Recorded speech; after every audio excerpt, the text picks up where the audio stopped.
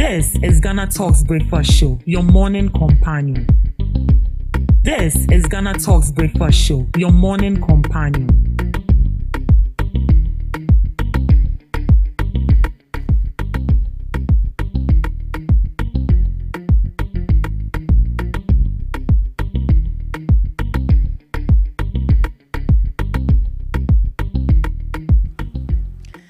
It's a beautiful Wednesday morning, and you are welcome to the GhanaTalks Breakfast Show right here on GhanaTalks Radio. This is your favorite online radio station. You can carry along wherever you go.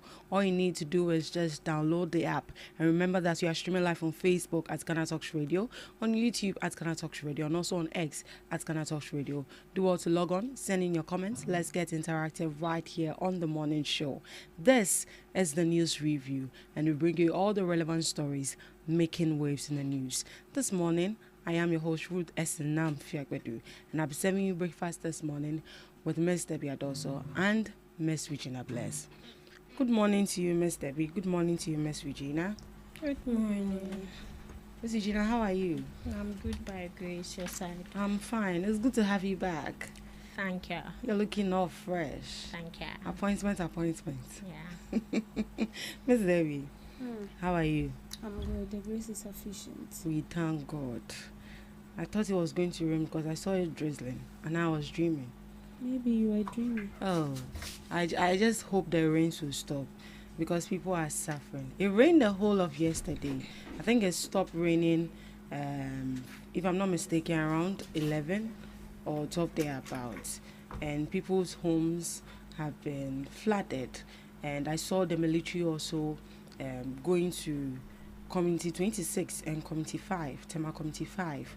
They had to go there with a boat to go and rescue some people in their homes.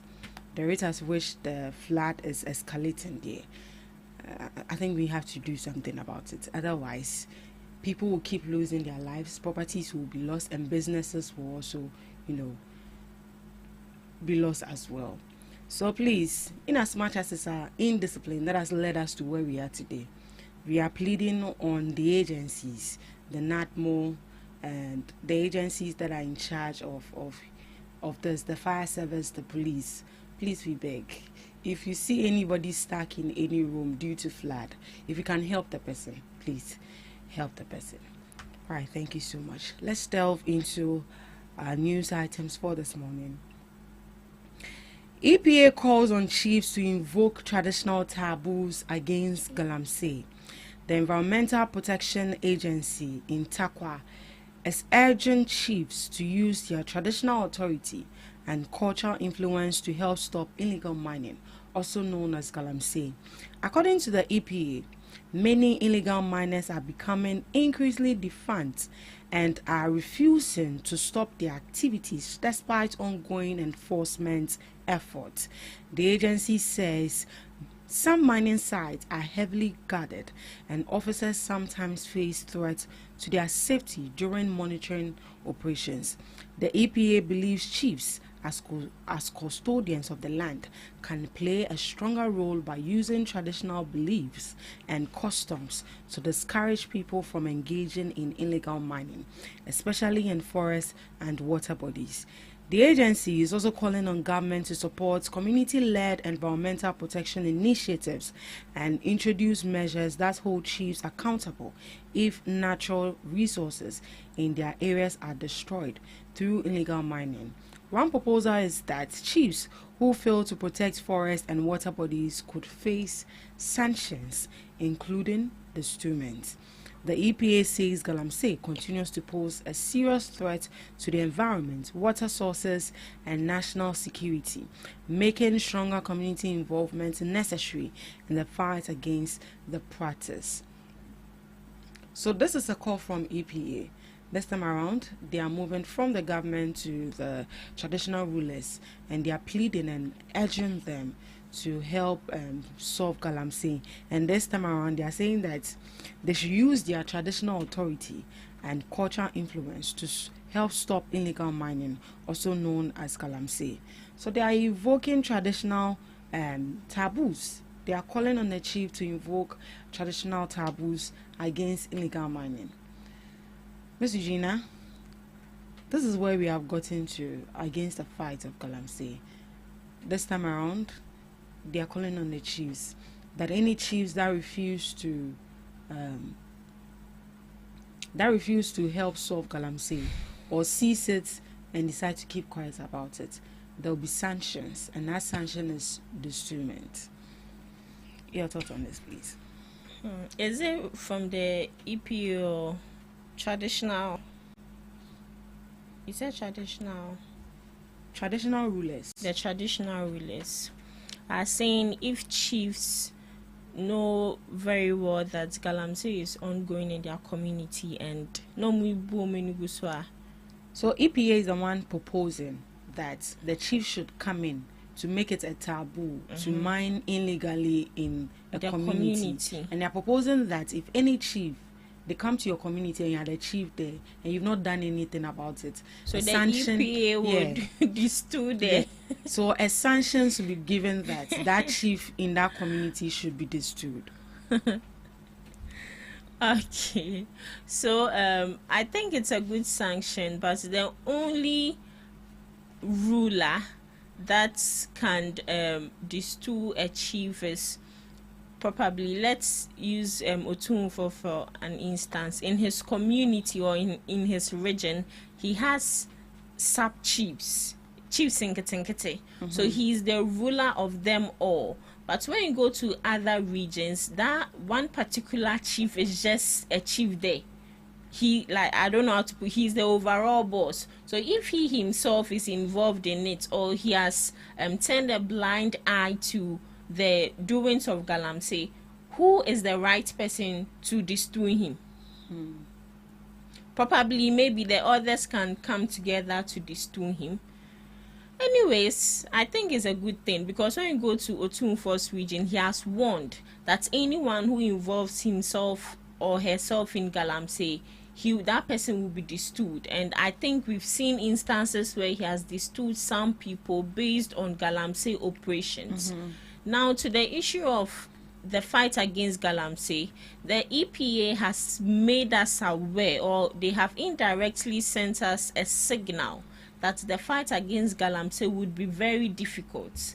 Because if now they are calling on traditional councils, chiefs, rulers to seek the help of Nananom, then it means physically, no. And as he said, some of these Galamseyers have become so stubborn. Some of them have even threatened to go boot for boot with this to go boot for boot with these individuals, especially the EPA, the Blue Water Guards in personnel and all that. And when it comes to the aspect of Nananom, I know that the incantation also symbolizes us or stands for prayers. And when you want to call on your God, you have to call on him. But there are certain, in fact, when it comes to our God, he knows how to defend himself. So is the Nananom trying to tell us that they can't fight for them? They can't fight for themselves. There's some insio be almost some beto bridger. Either so much insio no. And if Nananom be a bit much children, they excuse me to say, San Nananom no, it's not strong enough.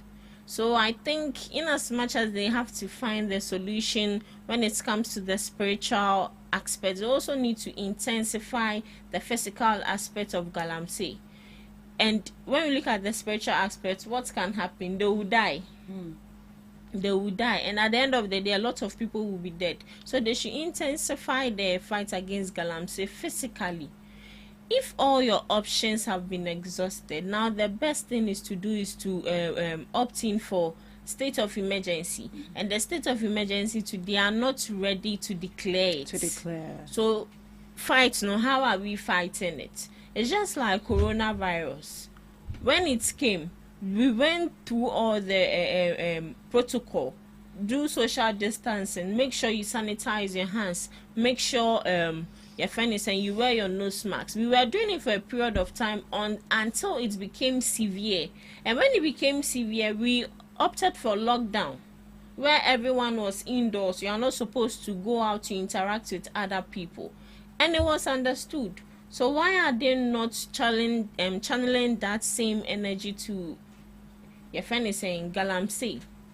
It will get to a point where we wouldn't even get a drop of water. Yeah. People are already suffering for months. People do not even have a friend is saying free flow of water in their communities. Probably say well, so once the next day you wouldn't get it. Some people go for like 2 weeks, 1 week, 1 month without water. So with the fight against Galamsey, they need to intensify it, bring effective measures in the Mudi Bebriaba. But how effective is it? Are they? Miss Debbie, should chiefs be empowered to, this time around use traditional taboos against illegal mining? From the onset, with the fight against illegal mining, chiefs have already been empowered to do the needful. Just that I don't know what is preventing them from doing what is right to do, because you can't convince me that a company or whoever it is can just go to a community and then start mining in their water bodies and in their forest reserves without the consent of the chief. It's not done anywhere. The chief is a ruler of that community, so you cannot tell me that you can go there and then you mine and then you are expected to go scot-free. And that is because, to my belief, most of these chiefs have been given something behind the scene which we do not see, and it's evident, because if your water body, the sole water you depend on for livelihood, for life, I mean, you depend on that water because the water is your source of life. If you don't drink water a day, how do you feel? At least if you don't drink water, 1 bottle of water a day is good to take you through the whole day. So for me, with this chief, they've been empowered for so long, just that they're refusing to do the right thing. And so for me, with the goals calling on the spiritual aspect of this whole thing, now if you're caught near Toshnap, near Boja, it will work. It will work. It will work.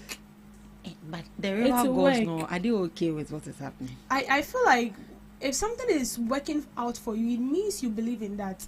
If you tell me something and I don't, so imagine somebody sees you and the person tells you that you are dumb. I don't believe in, excuse me, the stupidity you said, so it won't work on me. It is when you believe in what someone says, that because you believe in it, you've already psyched your mind pertaining what the person said, and so you begin to see the manifestation of that. But when the person say the thing and you do not pay attention to what the person is saying, you rubbish that thing out of your head. It has no effect on you. That is you, and that is the concern of that person. You should keep it. So that is it. If the non are believing that is what they do, the poor. In fact, when you go to these communities, even if it is a church that is commissioning a school in that community, the first thing they do is the poor libation. It means they believe that there are gods in the lands which they pay some sort of duty or respect to. And so even before that school or that road or that church compound is commissioned, they'll have to say the nananum, give them something, maybe appreciate them, and then thank them for giving them such an opportunity. So it means there are gods. For them, the gods exist. So if truly gods exist in these communities, just as we've seen and seen in videos, heard things happening, like, tell me why, if spiritual aspects do not exist, tell me why someone can go to a farm which does not belong to you to steal, and then all of a sudden you see snake tying you around. Not from the snake. It should tell you that spiritually there are things that happen. So if truly those things really exist, then they should enforce it. They should really enforce it, because they are saying if they enforce it, it means that, so this is what they will say: anyone who steps in that forest to mine, if you go, don't come back. If you are in that forest for a good purpose, then you can come. But if you are not, then when you enter, they make sure like the God should kill you there. And for me, I believe it will work. If you believe in whatever you are doing, it will work.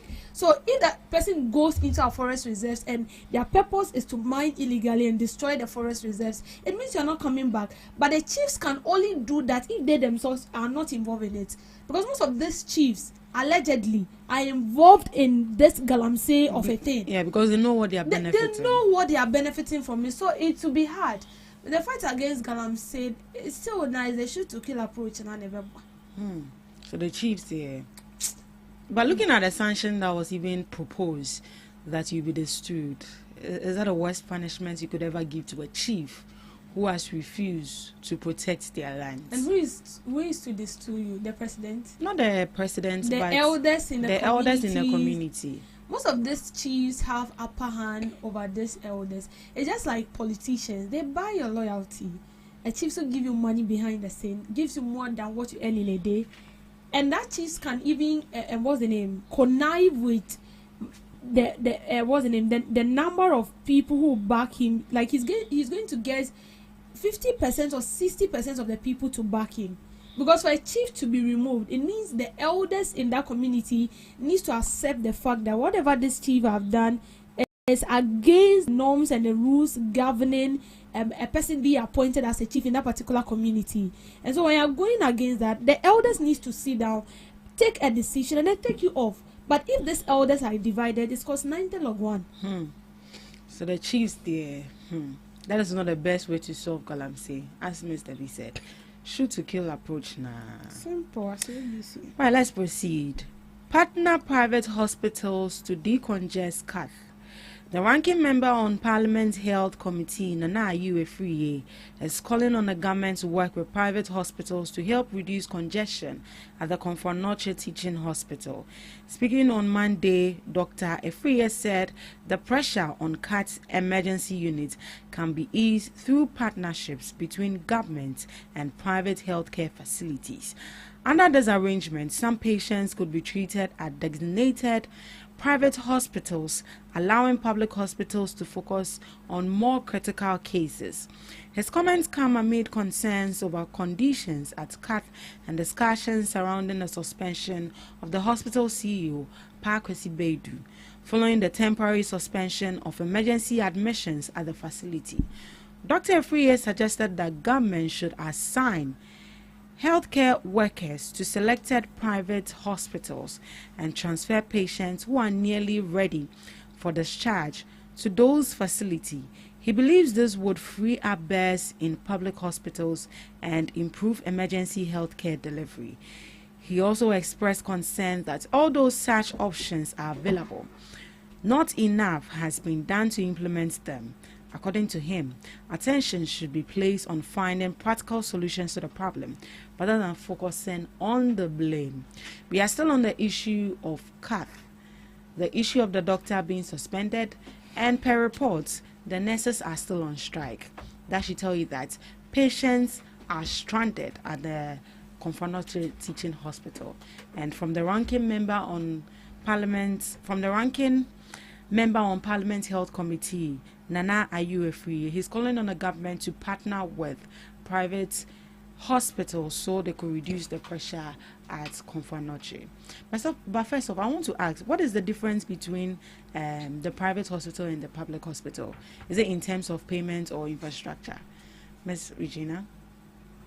Or you pay more when you're in a private hospital rather than you're in the public? Who pay more? Is it the patient? The patients. Oh yeah, most of the times when it comes to these private hospitals, you pay more. You pay more in the sense that the services they are delivering to you or rendering to you is top notch. Some of these private hospitals know how to pamper patients. They know how to interact with patients. And at the end of the day, we'll be free whole crown. I won't say you're sick, but you feel relieved a bit. But when we look at some of these government hospitals, excuse me to say, some of these nurses are very, very rude. They are rude in the sense that they make it seem as if they are doing you a favor.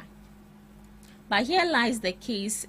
It's both ways, because if I don't fall sick and I come, how will you get money? You wouldn't get money. So it's both ways. And also, I think the private hospital, most people prefer it. I had a friend who got pregnant and she was a government official. She's a nurse, government nurse. She said, lie, will she ever go to a government hospital to deliver? Why? Did she state why? She stated it. Those people, excuse me to say, they are heartless. So if she herself is a government nurse official in that government hospital and she's refusing to go there, how much more me, an individual? And me myself, I have also said it, that there's no way I'll go to a government hospital, because those people, they can kill you before your time. I understand that when it comes to the health sector, we have health negligence, but the government hospital, their health negligence is 100%. But when you go to the private hospital, it is less, because that private hospital, they can take you, you can't say, they can, is it punish you for it? Yes, they can punish you for it. But government hospital, then no more through a case nego. So most people prefer the private hospital than the government hospital. Yeah. So now they want to partner with the public hospital, which is Confanochi Teaching Hospital. Is there a laudable idea or proposal, Ms. Debbie? They want to partner with you. They want Confanochi Teaching Hospital. It's a proposal the minister brought on board. Member of Parliament brought on board that why don't we partner with the private hospital so they reduce pressure at the Confanochi Teaching Hospital? I think this should have been their goal from the outset. Government cannot do it alone. The government hospitals we have here in Ghana are very few. 99% or 50% of the hospitals we have here in Ghana are owned by private hospitals.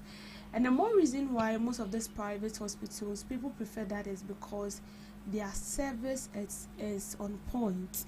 And that is because the strictness, the supervision, and the monitoring in these private hospitals are so tight than comparing to these government hospitals of a thing. And so you see, the government cannot do it alone. This is simple mathematics. How many hospitals have the government built so far from the previous administration we had till now? How many additional hospitals have they built? The ones they built, and it's not that much. It's like the previous ones we have, that is what we are managing. It's like when something gets out of hand, we fix it and then we are cool to go. And then the ones that have been started by previous administration are also left to rot because we've identified some sort of irregularities with those hospitals.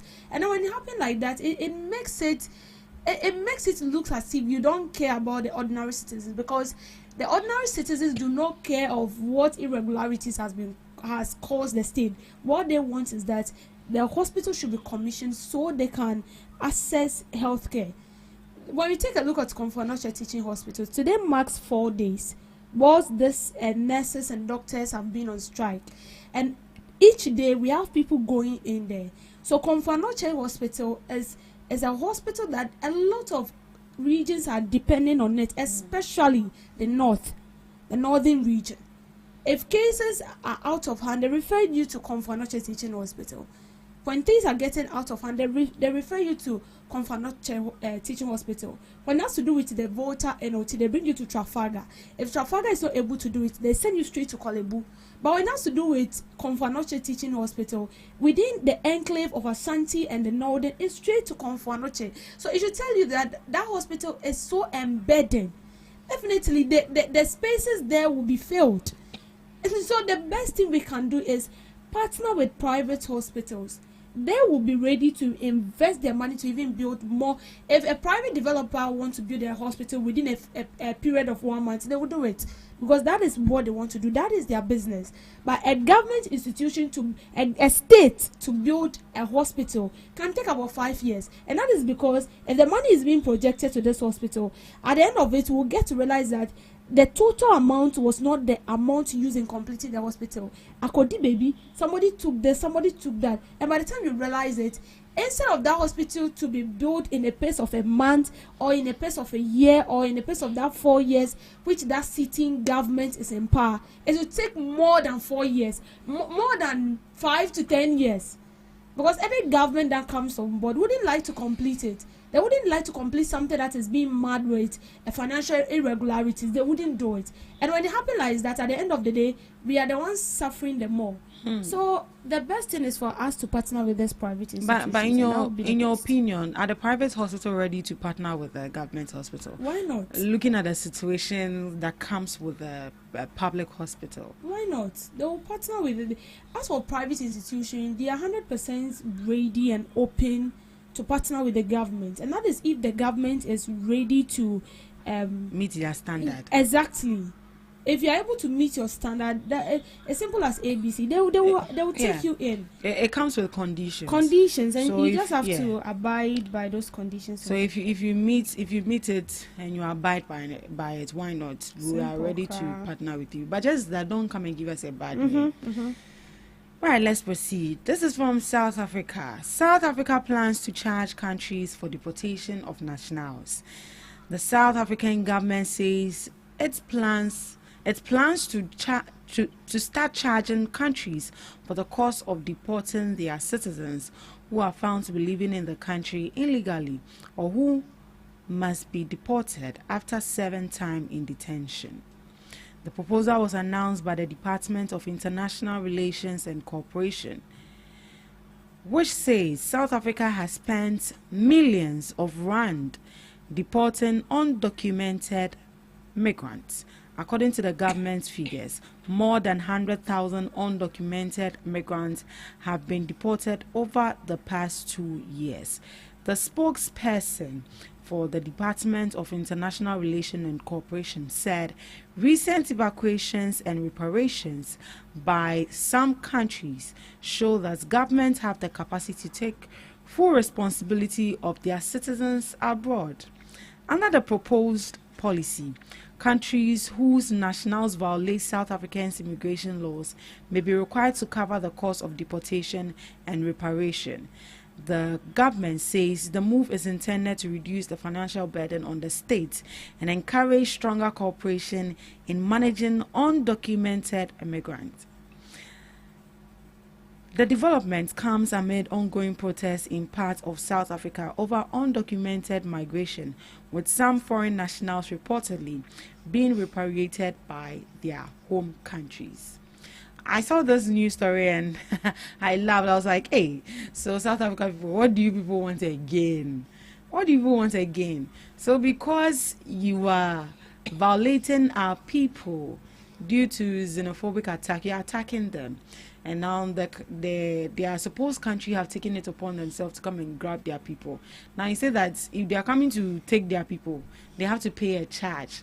Because looking at the way the countries are, coming fast and they are picking their people, that means that country is capable of taking care of their citizens. So if you are in South Africa and you have illegal documents and you'll be deported, that means that charges will be on you. The government won't take that cost again. Miss Debbie. South Africa again. I don't know yesterday if you saw a short video of President John Dramani Mahama when he was giving a speech and then an airplane was passing and he had to pause because of the noise.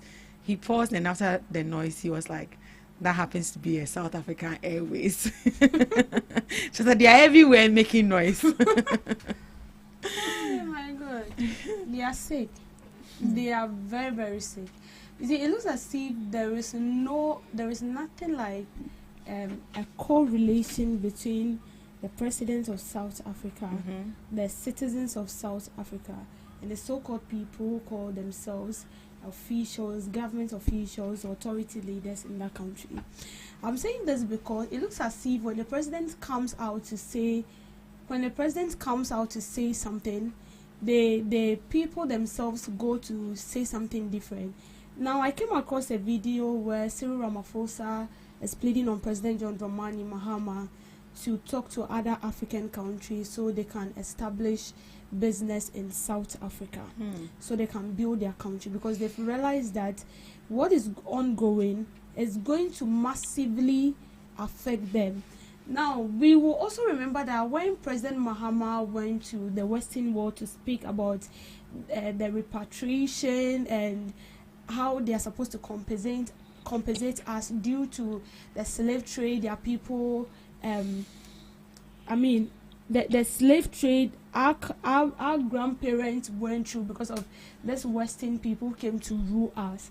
President Mahama made mention of something that has to do with calling for unity of Africans, and in so doing, he made mention that he will ensure that all African countries are together, there is a unity among us, and then we can foster bilateral relations among ourselves. So we stand at one people. Now looking at what is going on, he is calling on President Mahama because when President Mahama took the move, we saw Nigerians also taking the move to take their people out of South Africa. Malawi also did same. Zambia also did same. And so they've realized that where the thing is getting to, if they don't take an action, it's going to hit very, very hard at them. Now don't forget that South Africa has their companies in other African countries as well. And I don't know, maybe they feel because when it comes to, in terms of economy, based on African countries, South Africa is leading. So maybe they have that kind of notion that, well, in as much as you are leading, regardless of whatever you do, we are still South Africans and all that. But now they've realized that the company they have in other country, whatever revenue they accrue in a year, a percentage of them, it goes back to their country, South Africa, to develop the country. And so they are making money in other countries. So if you are doing that, and then all these African countries now realize that South Africa, you're on your own. I mean, they are closing down your businesses in all these African countries. Then mind you, you are standing alone. And with this deportation thing they're talking about, they are just sick in the head. They need a medical practitioner to check it out for them. You want to charge who? Charge countries who come in for their people. Are they insane? You say you don't need the people in your country, and then if you don't need us, our president is not dumb to just keep quiet and watch you do whatever you have to do. For the past period or for the past years, we've been quiet. That doesn't mean we are fools.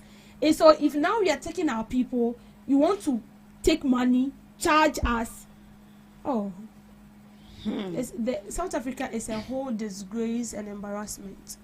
Miss Regina?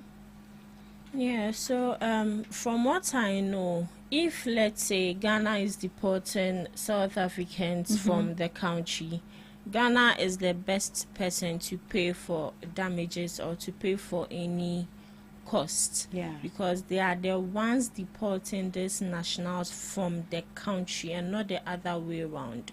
And so let's use the aspect where Ghana Immigration Service sometimes go on the street to pick some of these beggars. They pay for the cost themselves.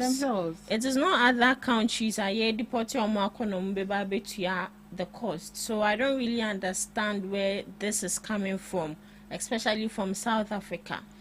As he said, what else are they looking for? In fact, do they even have an aim? Because it looks like their chances seems like an individual who is aimless, who doesn't have any vision. And from my baby and from who now could be he or she is comfortable with it. So to South Africans, if they don't know their law, I think they should go back to the blackboard and learn it very well before they come out to say certain things they are not supposed to say.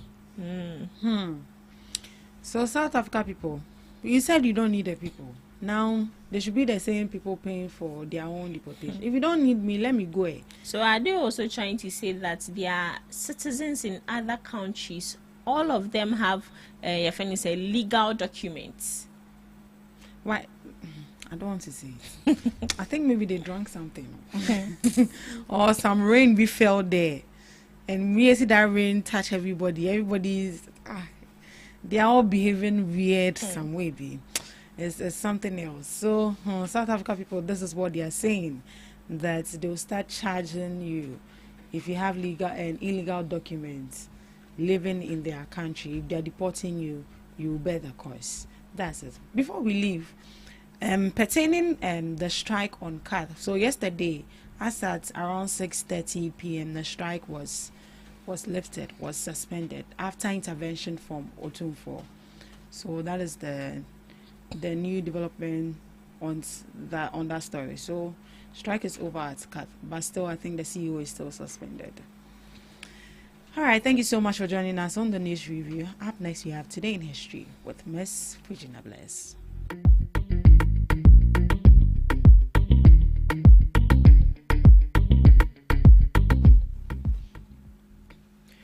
Bringing you Today in History and some global observances on this day. African National Congress in 1980 publicly released a smuggled message from imprisoned anti-apartheid leader Nelson Mandela, who was held on Robben Island. Smuggled out in secret, the historic text was shared by ANC leader Oliver Tambo, issuing a fierce rallying cry: unite, mobilize, fight on. 1940, Norway surrenders to Germany. Norway officially surrendered to Nazi Germany on this day. Following a 2-month campaign, German forces had invaded on April 9, 1940, in the surprise assault called Operation. Despite receiving aid from Allied troops, the Norwegian military was overwhelmed by the superior German forces. 1940, Italy declares war on France and Great Britain.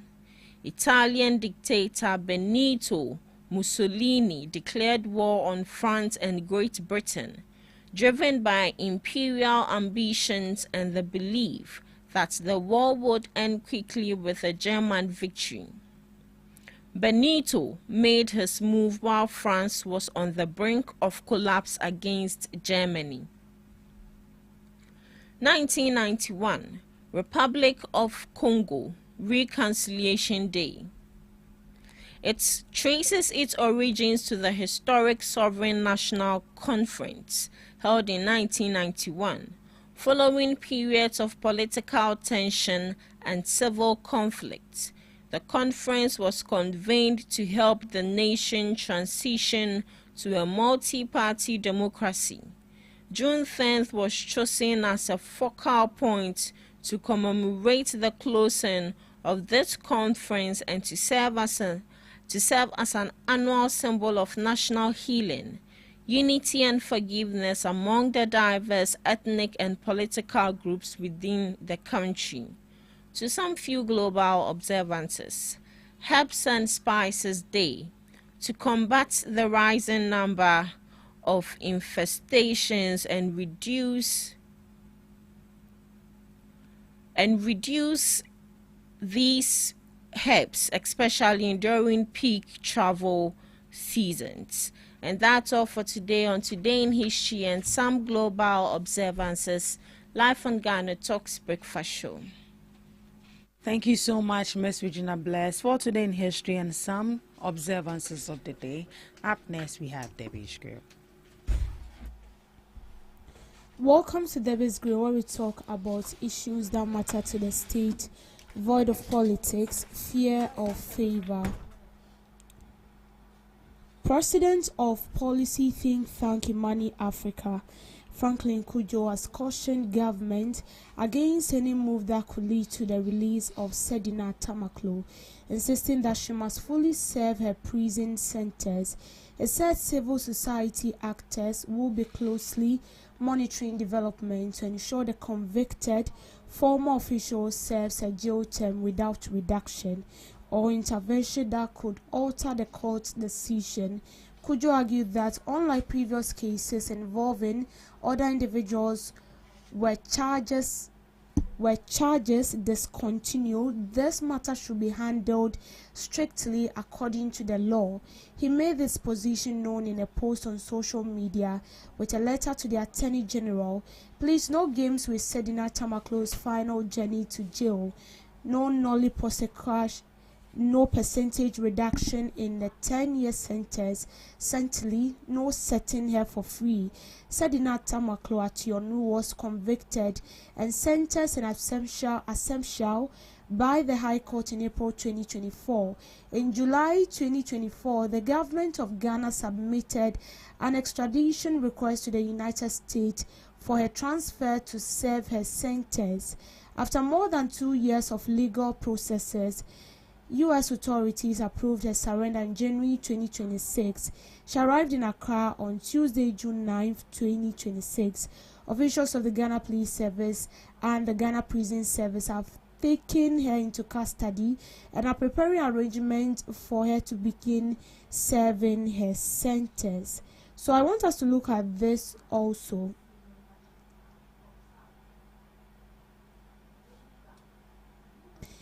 So, background of who Sedina Tamaklo is. She's a businesswoman and a former politician. She served as the Chief Executive Officer of Maslock Microfinance and Small Loans Center from 2013 to 2017 under President Mohammed's NDC government. Her job was the Maslock job as a government agency that gives small loans to market women, traders, farmers, and artisans. She's been standing trial since 2019 with Maslock heads of programs Daniel Exim, the state charged with causing financial loss to the state according to Section 179A Clause 3 of the Criminal Offences Act, willfully causing financial loss to the state, Section 179A Clause 3A, conspiracy to commit crime, Contravention of Public Procurement Act. Between 2014 and 2016, about 93 million Ghana cedis of Maslow funds were allegedly disbursed without due process, and this includes loans given to people, companies without proper documentation or collateral, money meant for beneficiaries diverted to other users, procurement breaches, and buying vehicles for the agency. Now, current status as it stands now, the case has dragged in court for years, and there have been issues with her health, travel abroad for medical care, back and forth on bail conditions. She has pleaded not guilty to all the charges, no conviction yet, but the trial is still in progress. So legally, she is an accused person. Crime here means the charges the state brought, guilty is decided by the court. So, Sedina Tamaklo, who was a former CEO of Maslock during the NDC government, was being charged with causing financial loss to the state, and she was being sentenced to 10 years imprisonment. And after the sentence, this woman vanished from the country, and then we realized that they said she's not feeling well, and that she has traveled out of the country for medical care and a whole lot of back and forth issue. Now, yesterday we woke up to a very good news at that, and we realized that the spokesperson of President John Dramani Mahama, Callistus Mahama, revealed that Sedina Tamaklo is back in Ghana here. Yes, and he's in a custody of the police. Now, a lot of people are calling on the government that they shouldn't allow this slide. You see, we've seen instances where state official causes financial loss to the state, and within a twinkle of an eye, they vanish. You see, there is this trend that all government officials follow, and I don't know whether you've realized that. Anytime a government appointee handles office, and he or she is being accused of causing financial loss to the state, when the case gets to court, the next thing you hear is that their health is deteriorating, they are out of the country for health care. And sometimes it ends there. We don't get to hear anything about that. But sometimes too, we see them coming in here, they get here and nothing is equally done. So this time around, there's been a plea to the president that this woman is one of the people they've been looking for so many years now. And so with her coming in, it's a good news to everybody. But as it stands now, we don't know whether they will restart the whole process again. Or maybe she will have to go in and continue her sentence. Because if you read deeply into the law, if you are being sentenced in and you're not around, it's in a way means that maybe you've been sentenced to 5 years and then you've traveled out like 2 years or whatever it is. It means the year keeps reducing. So if your case is represented to court, the court might pardon you and then forgo maybe those 2 years which you spend outside the country, and then you'll be jailed for the remaining 3 years. Or better still, the court will have to jail you for you to continue. No, you start the first sentence of your 5 years, and then you need to complete all the 5 years in jail.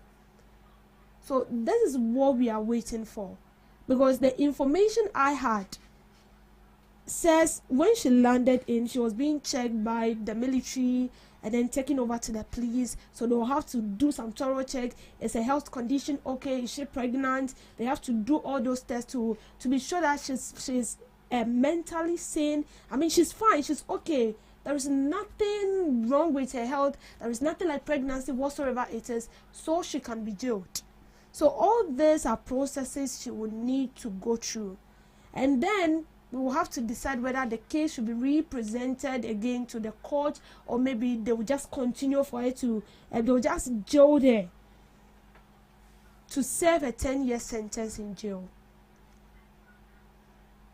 But people are more focused on she being jailed because it's nothing new. We've seen a lot of cases, a lot of instances where public officials loot from the state and nothing is equally done to them. And you know, sometimes it's not, you might not be even found guilty. This is it. Like in the case of Ken Oforiatta, you just come in, sit down. We want to sit you down and ask you a question. What happened? You handle the finances of this country. And this is what we realize. You've caused loss to the state regarding of this project, blah, blah, blah. Then we mention them one after the other. Talk to us. What went wrong? And you see, yesterday when the spokesperson of the president released, he released a statement, and it was in 4 points. It was in 4 points. And the tail end of the point has to do with the Attorney General going in to meet with officials in the United States that are in charge of security, extradition of people. And so they'll need to sit down and then talk things out very thoroughly. Because as it stands now, if Sedinata Maklo is back here, then it means that the result like Ken Oforiatta can also be, how will I even put it, can also be extradited back in here in the country. So Attorney General will need to sit down with these people, talk things out, because they are also in need of Abutrika, and we are in need of Ken Oforiatta. And so the only thing that everyone is focusing on is for these people to face the law when they are being found guilty. With this case of Sedinata Maklo, she has already been sentenced, and then she absconded, but now she's back. And so what we are all looking for is that the law will take its course, and then the right thing will be done. You see, when we do the right thing, it serves as deterrent. It serves as deterrent, and it also makes you very conscious if you're a public appointee. You are so conscious of yourself, you are conscious of whatsoever you are doing. Because you know, if you don't, whatever you are doing, if you don't do it well, there is a day of reckoning. And when that day comes, you are going to stand in that box alone, yourself and your God. And you will need to explain why that happened, why money was diverted into that, why you took that out, without stating a reason why that money was being disbursed. You will be questioned. And so when we start using some people, some government officials as an scapegoat, then we've changed that status quo that people have in their head, that there is no way a political party will arrest a people of the other political party. When it happens that way, then I don't know I don't know the reason behind this that we are doing or we are putting across to fight corruption. Because these are things that we need to do. Sometimes you just have to forgo certain things. Like you just have to pretend as if you don't see certain things and then give out a very strict penalty. Because if you don't do that, then I don't think we can be able to fight corruption. We cannot. And I'm not sure we can hold these people accountable. And there is no way we can promote transparency. But all these things are key. If a government appointee is being given an office, a state office to handle, we are looking for just a few things. For you to be accountable to us, for you to be transparent. That is all we want. Accountability and transparency. So if you cannot account to us what you did in that office, you cannot be transparent with your work, then in a way you are diminishing the trust we have in you and in that office and in that government. And even in that president that appointed you to that office. Don't forget that you're also representing a political party. You are diminishing that trust, that confidence people have in that political party as well. And so the right thing needs to be done. That is all we are asking for. The right thing needs to be done. If the person is found guilty, straight. That is why we have the laws. And for me personally, I strongly believe that if the laws are not something to go by, I'm not sure we will sit down to draft it at the first place. But because we know that these laws are needed, that is why we drafted it. And so if we draft a law with the full assurance that it's going to help us, and if at the end of the day, the law, we don't even allow the law to take its course, then we are just joking. Then it means we are joking around. Because the law needs to take its course. And the more reason why the judiciary of late cannot do the work as they're supposed to do is because they are being interfered. They are being interfered by these same political parties. These same politicians. And sincerely speaking, this will really be a plus. If this woman is to be jailed, and if the others also come in, the people we are chasing after, then we know that we are on the right path. And we have it in mind that whoever does the same thing, that same reward is waiting for you. And you will need to take the trophy. You've worked hard for that. So that trophy, you will need to take it. But when we don't do that, as I said, it feels as if we are joking. And you see, that is the main reason why most of these politicians, most of these officials have the capacity, they have this courage to do whatever they do. Because they know when NPP comes on board, they're not going to arrest any official of the NDC. When NDC comes on board, they're not going to arrest any official of the NPP. But we know what went on during the previous administration. We know a lot of looting went on. A lot of looting went on. And this was done by humans. And these humans were public appointees, government appointees. That is who they are. And that is why we were so happy when they were pinpointing some of them, when they were exposing some of them. Everybody was happy because we knew what went on. So if after exposing these people, after exposing the mess they've caused this country, after exposing to us the debt they incur behind, and we don't do anything to the people who caused us that harm, then what are we doing to ourselves? Let's just forget about the fact of we fighting against corruption. Let's just forget about it. And let's just live a normal life in a country where everybody can just go loot and come back. And then we all pretend as if nothing happened. Then I believe that will help. But if not, then please, we need to do the right thing.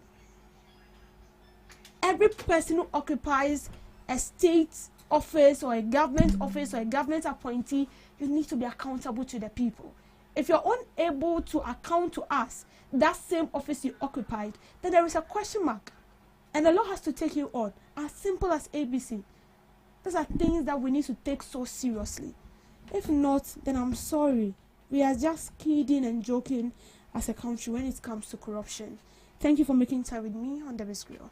Thank you so much, Mr. B, for that girl. And thank you too for joining us on the Ghana Talks Breakfast Show. We'll go for the news. What do you want for breakfast? How do you want your breakfast? English breakfast, French fries. Koko Nikosi, alo komi kesheto. Wache. Well, Gobe is the real deal. Join us on Ghana Talks Radio. Let's serve you a buffet of breakfast. From news headlines review, current affairs to social issues. Entertainment, sports, and all the trending stories live on our mobile app and across all socials from Monday to Friday, 7 a.m. to 10 a.m. With me, Pakwesi Omare. Regina Bless. Deborah Adoso. And I am Esinal Fiagbedu. This is Ghana Talks Breakfast Show. We bring you local news, business news, international, sports, and entertainment news. Right here on GTR.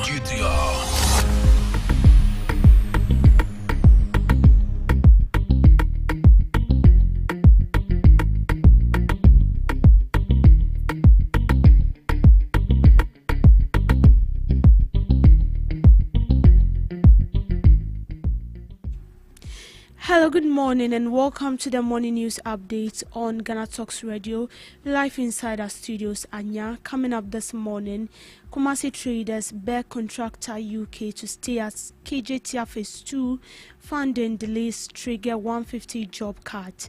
Environmental Protection Agency TAQA boss urges chiefs to deploy traditional sanctions against Galamsey operators in protected areas. Also coming up in the news, Ghana Nurses and Registered Midwives Association tells government to open regional health facilities.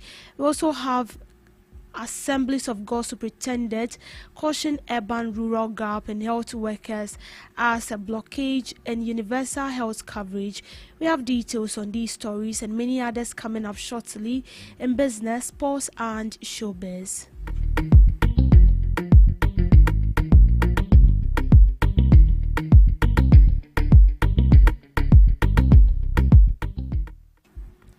Traders at the Kumasi Central Market are pleading with contractor UK Limited to reverse its reported plan to shut down its Kumasi office.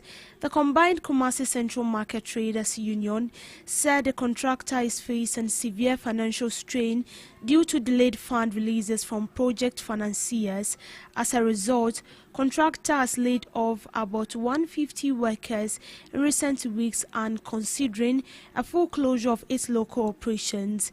The union is calling on government, financiers and contractor UK to urgently resume dialogue and release funds needed to keep construction moving. We came here this morning with a plea for Contractor UK Limited. About a fortnight ago, we got information from the media that some workers, about 150 workers, had been sent home.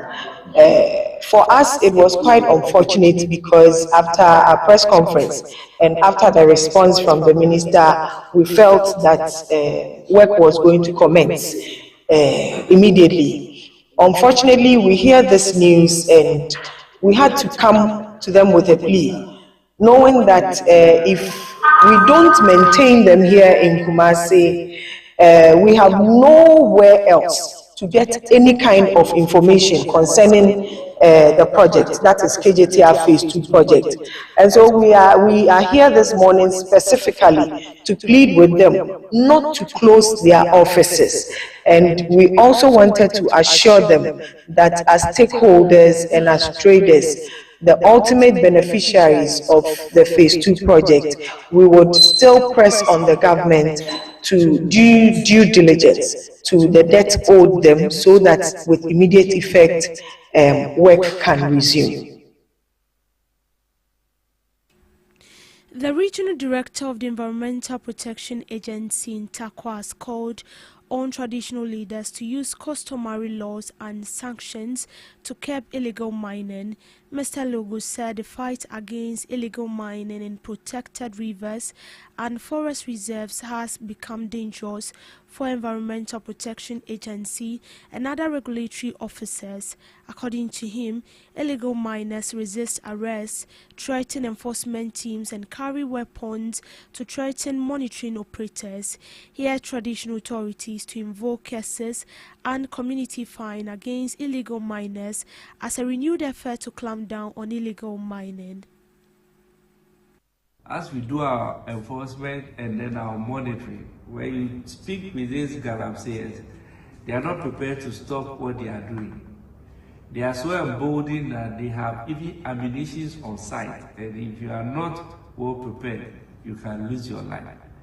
We believe that the chiefs who are custodians of the lands in these communities, they have the powers to invoke the spirits in water bodies and then in the forest. So we are saying they should call their community members together, invoke the spirits, and let them know anybody who goes in the water body to mine without the appropriate permits, such a person should die.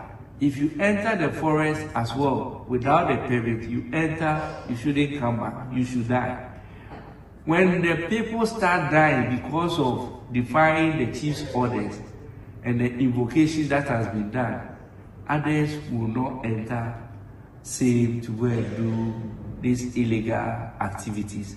And we believe if we can do this across the country, it will change the narrative. People will not enter forests or enter these water bodies and go and do whatever they want. We also think that if government will come in and empower these chiefs, embolden these chiefs with some funds for them to use to protect these water bodies and forests, it will help. However, when these funds are made available to these chiefs, any chief that will not protect the water body or allow their members or people from outside to enter these water bodies, government should destroy them with the help of the how do you call it, the Council of Chiefs. Oh, I've forgotten the name. Yes, government should come up with a policy. If you fail to protect, you will be destroyed. And we believe no chief is prepared to be destroyed. So they will have no reason but to help protect these water bodies and our forests. Yes. We also propose that we'll plead with our parents so that in the homes we can make Sunday an environmental day at home. As the strike by the Ghana Registered Nurses and Midwives Association at Kumfanoche Teaching Hospital enters its third day, the Ashanti Regional Chair of Ghana Nurses and Registered Midwives Association urged government to operationalize underused health facilities across the region. In an interview, Mr. Friye said suspended chief executive officers will not solve the staffing crisis that triggered the industrial action. In his view, the fundamental challenge is the lack of sufficient nurses and midwives at Kumfanoche Teaching Hospital and similar facilities.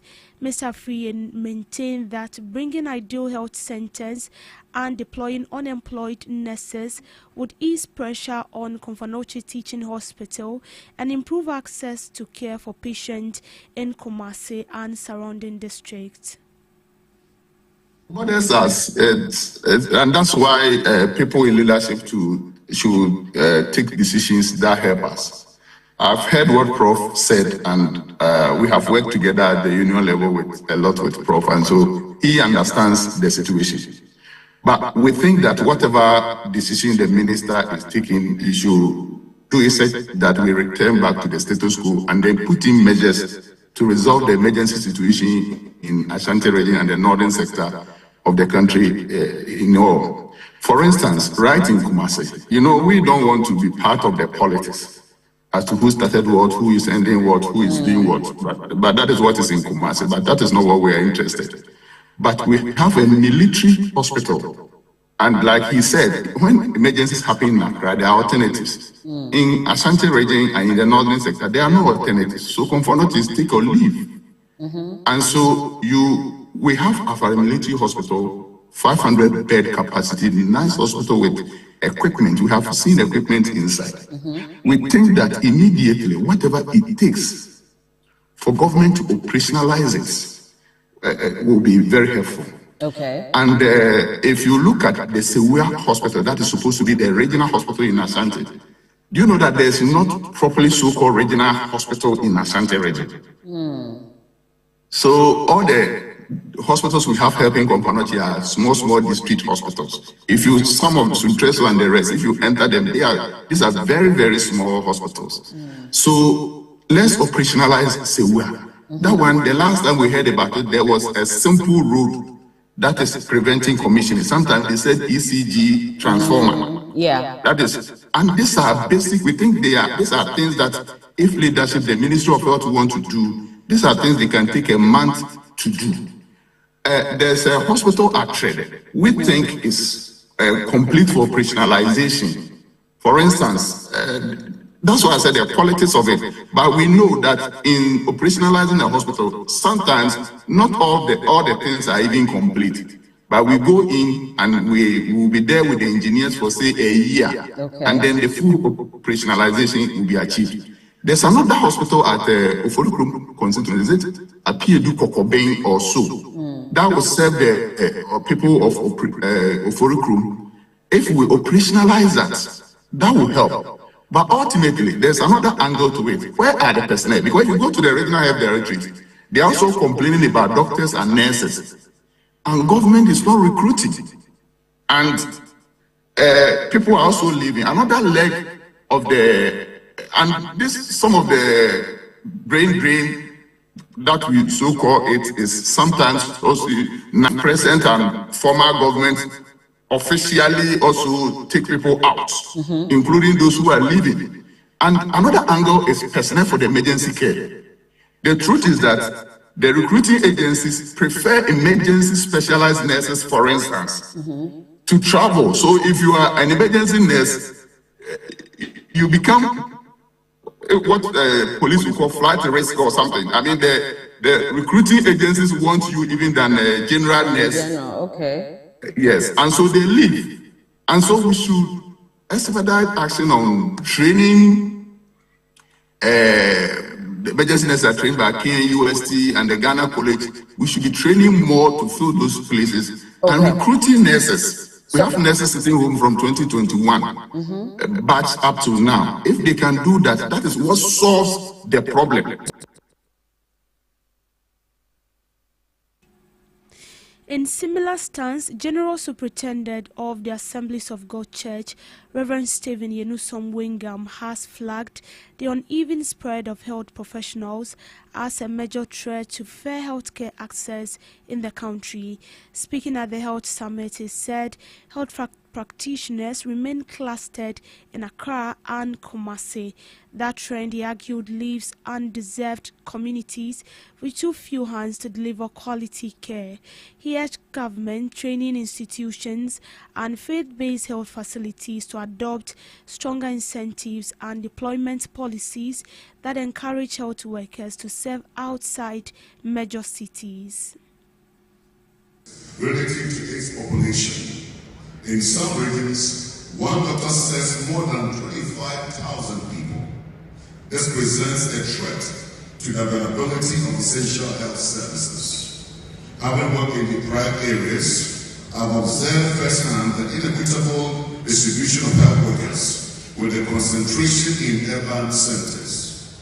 This undermines equitable access to health services and calls for deliberate policies and incentives to ensure a more balanced distribution of the workforce.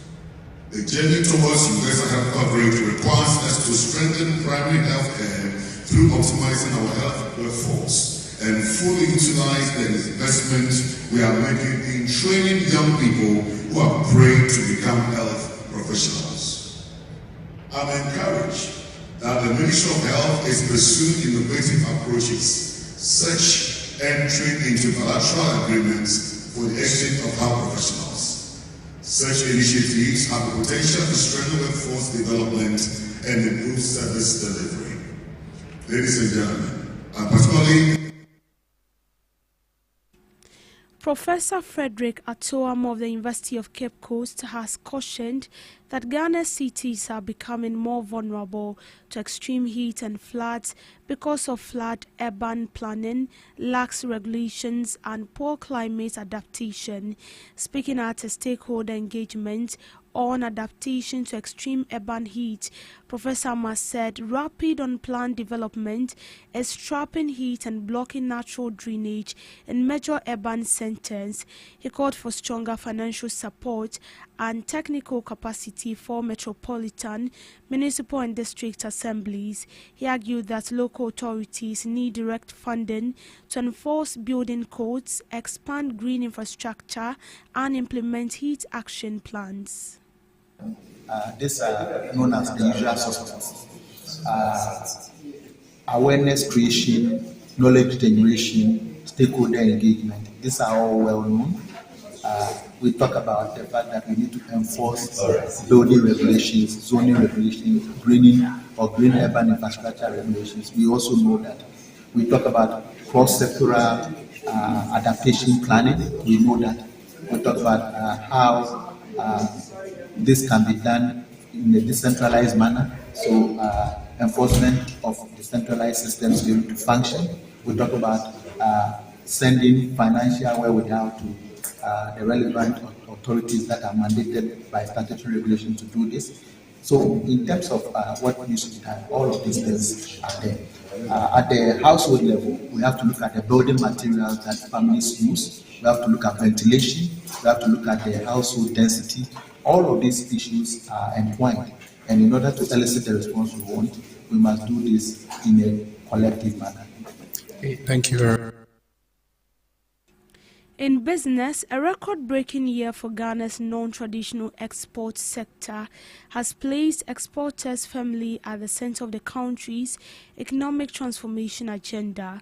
World export earnings crossing $5 billion mark for the first time in history. Industry players have been urged not only celebrate the milestone but also sustain the compliance, innovation and discipline that made it possible.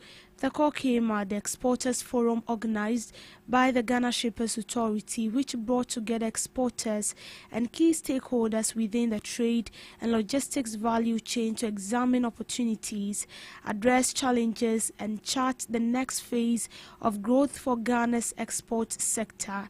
Exporters were commended for their contribution to the remarkable performance recorded in 2025, when non-traditional export earnings reached a historic 5.6 billion, representing 30.7% increase over 3.83 billion recorded in 2024.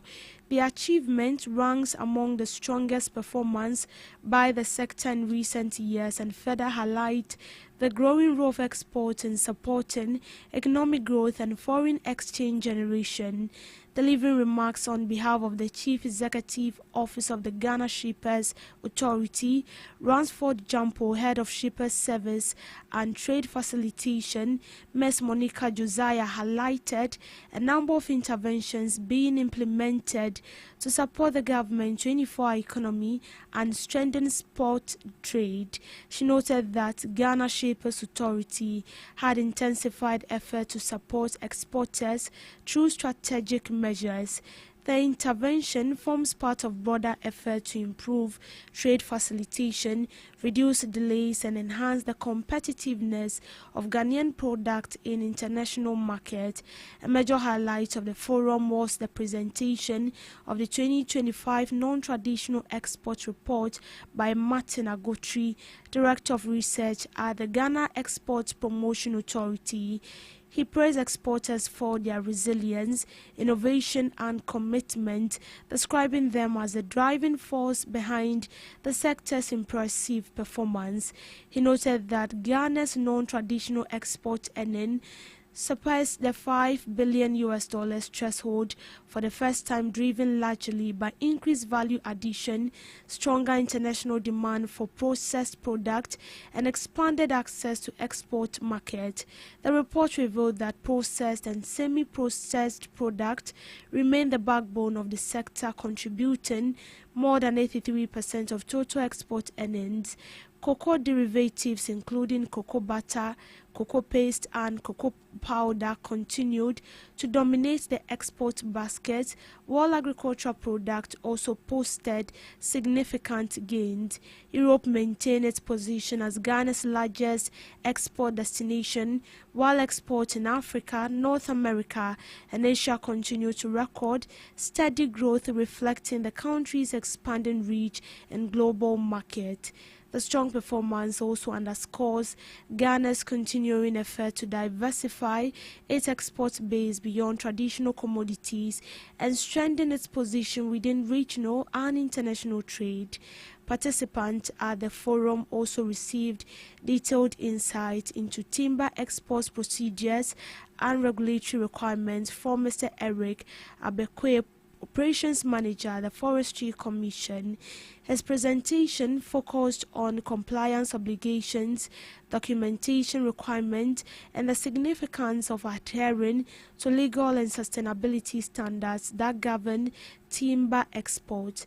The forum reinforced the significance of sustained engagement between regulators, trade facilitation agencies, and exporters as Ghana seeks to maintain the momentum behind its export story, with export earnings reaching unprecedented levels and support mechanisms being strengthened across the trade ecosystem. Stakeholders expressed confidence that Ghana is well positioned to deepen its export competitiveness and unlock greater opportunities for economic growth in the years ahead.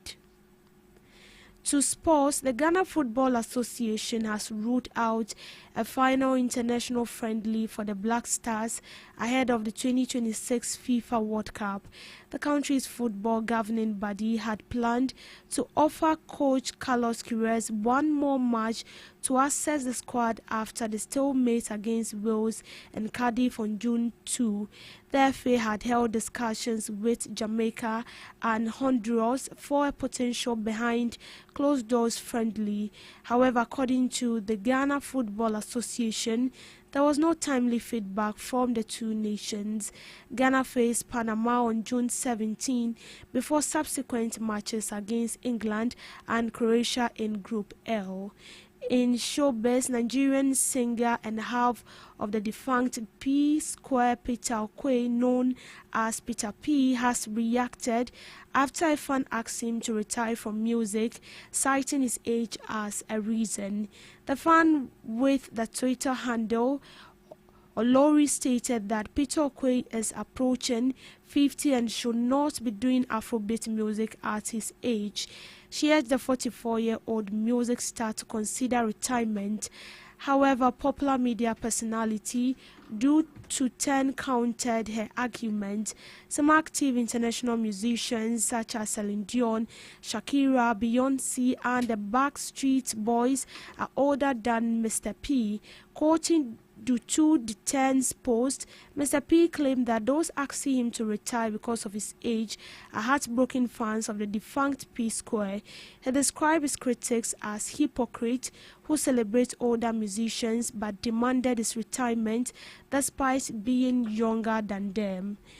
On some global updates, police in Kenya fired tear gas to break up a protest in the central town of Nanyuki against the construction of an Ebola quarantine center for United States citizens. Small groups of demonstrators who were waving Kenya flags, carrying placards and holding a coffin with the word Ebola written on the side were demanding the plan to be reversed. Last week, 2 people died after being shot as please disperse similar protests. The United States plan has sparked public concern about cross-border infection risk and the lack of transparency from the government about the treatment center. Last month, High Court said the opening of the facility should be halted after rights group opened a case alleging it posed grave and imminent risk to public health. Protester Presla Imani told Reuters news agency that the United States plan has affected Nayonki and the wider Laikipia County, with more being afraid to visit. The proposed 50-bed isolation center is to be staffed by U.S. medics and is intended to treat Americans affected by the current Ebola outbreak in the Democratic Republic of Congo. A United States official told BBC that Kenya was selected due to proximity, airports in the region having limited capability, and to ensure Americans are treated in a timely manner. The Congolese city of Benue, the epicenter of the outbreak, is 780 kilograms from Nayunki, with Uganda separating DR Congo and Kenyan. DR Congo has so far recorded 600 confirmed Ebola cases and 100 deaths. However, President William Ruto defended the plan. He called on Kenyans not to politicize the issue, as Ebola asking politicians to avoid reckless communication about Ebola. Satellite imagery sent by BBC showed that construction has continued at the airbase despite the court halting it. U.S. officials last week said the administration was aware of the court case but optimistic to resolve its objections. And that's it on the Morning News Update. Do want to log on to all streaming platforms at Ghana Talks Radio for more news stories. I will be back with subsequent news bulletin later in the evening. I am Deborah Dosso, until then, do have a good morning.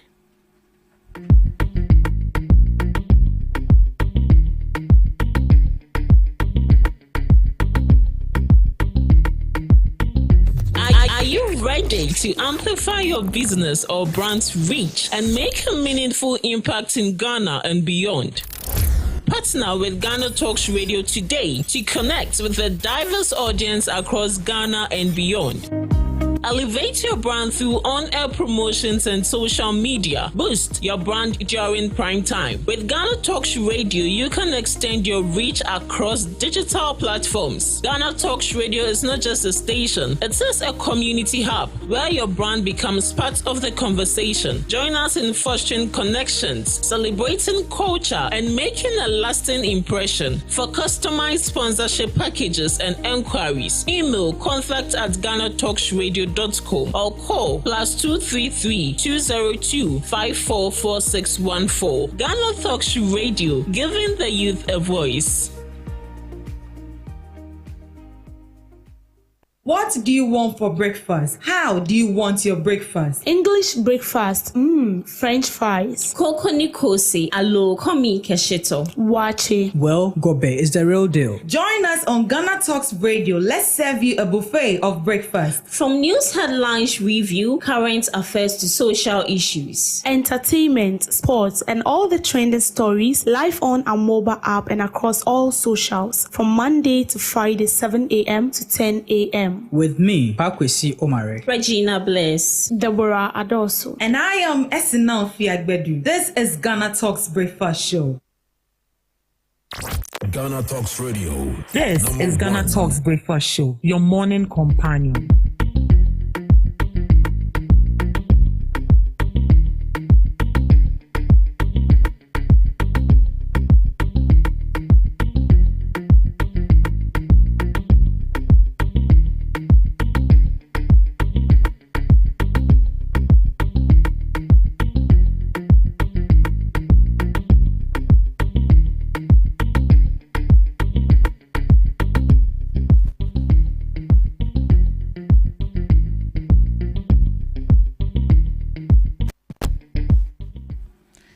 morning to you once again, and you are welcome to the Ghana Talks Breakfast Show right here on Ghana Talks Radio. This is the second segment of the morning show, and as you know it, we come along with knowledgeable guests. We're going to be delving into the issue for discussion this morning. This is the only online radio station you carry along. This is Ghana Talks Radio, the best station rocking the nation. We are streaming live on Facebook at Ghana Talks Radio, on YouTube at Ghana Talks Radio, and also on X at Ghana Talks Radio. Do also log on, send in your comments. Let's get interactive right here on the show. This morning, I don't know, has it rained at your end? Or is it raining at your end? Or how was it yesterday at your end? A whole lot is going on with the issue of flooding and that. This morning, I have joining me in the studios Mr. Mauli Bogli, the NDC Communications team member. Good morning to you, Mr. Bogli. Good morning, my dear. I got a name right? Yes, you got it right. Yeah. I have a friend called Bogli way back in JHS, or I say basic school. I see. We attended St. Francis Xavier. So, it's in this Accra here, or? And for that, it's been a while I heard from him. But Bogli was very troublesome. But he was a problem solver. So, the same person, troublemaker. Ghana Talks Radio, #1. How do you classify him? He's a troublemaker and a problem solver. So, where do you place him in your own assertions? In my own assertion, as in terms of like being a good or a bad? Oh no, he's a good person. Well, obviously, every problem solver is a good person, but just that sometimes they just want to flex because they have the solution. It's like they always have the solution. Then it's not a flexing. Then it's what? Just that you are misinterpreting it to be flexing. Some of them, once they find out that I'm the only person that can solve your problem, they want to, be flexing with it. I will say, "Omodo." And that's how. Maybe you are different from the Kpogli I know. Right, how has it been? It's been a while we had you in the studio. Yes. It's been very, very well. You don't look for me, but we are hanging in there. God has been good to us. It's my producer. My producer is. No, why must it be your producer? And my producer is the key to every door. Like. So yeah. Like. Over here. Like. So he's the one going to be handling everything. So if my producer doesn't give the go ahead. So if your producer doesn't tell you to speak to me, you will not speak to me. Oh no, that's the that is exactly what you just said. Right. It's been a fantastic year. I think the beginning of this year, you are now coming here, right? No, this is my second time coming. This is your second time since you are coming here. Anyway, happy new month. Same to you. Yes. June is a wonderful month. Yeah, it's a wonderful month, but a lot of people are troubled already. Well, but in all things, there are good things happening. So yeah, there are good things happening. Yeah. But as I mentioned, people are already troubled with the issue of flood. And hearing from our president, he said that it's due to our indiscipline. That is why we are seeing the flood situation has escalated to this point. And also hearing from the former president, Nana Akufo-Addo, he said that he's not going to use our money to drench or desilt the gutters when he knows that we are the cause of our problem. We are the ones pouring the rubbish and the refuse in these gutters. I think in a way, I agree with him. I don't know about you. Do you agree with him? So good morning to your cherished listeners, wherever they are, and your viewers on Facebook and other places. Good morning. I think largely I agree with them. Certain things are attitudinal problem. Yeah. We are our own problem. And this thing did not start from today. I mean, it started from way back before even independence. You understand? But we have compiled the issues, and that is the problem. Indiscipline. I mean, I don't know why we behave like that. We keep on dumping refuse anyhow. When I go to town and I buy water, I fold it and I put it in my pocket. Sometimes I even forget it in my pocket. And that is how it's supposed to be. Because we just litter around anyhow. And our drainage system has been choked. We build anyhow. I mean, there's so much indiscipline. waterways have been built. I mean, where water is supposed to pass, somebody deliberately go and put up a structure there. When you want to go and do the right thing, then you have been tagged as the wicked one. So this is where we find ourselves. The same people who did the same trouble will now come back and complain that the water is taking it away, and what is government doing? I remember when we were young, every Saturday, you see everybody. Yeah, everybody. I mean, cleaning our gutters. Sometimes we use pipe hose, connect it, bring it out to the gutters, and we are brushing inside. Indeed, what happened to those attitude? Gone. So the drains are choked, I mean, full of filth. So now who caused them? So in all of this, we keep blaming the people. Our authorities not also supposed to be blamed, because when you look at certain buildings that people put up, they just don't do that on their own will, because I believe you are supposed to go for a permit before you build. But people just build anyhow. Sometimes because of the money these people give these authorities, they take it and then allow you to build in a waterway. So don't you think our leaders also play a role? That is also a factor. But one of the things you must know, that government doesn't sell lands. We have schools that sell their lands. And they know. Like you rightly said, you went and buy a house. Sometimes people even don't go for permit. I'm telling you, when we do a serious survey in Ghana, a lot of houses that are built doesn't have permit. But like I said, sometimes authority to play, because we look unconcerned. Then those things come up.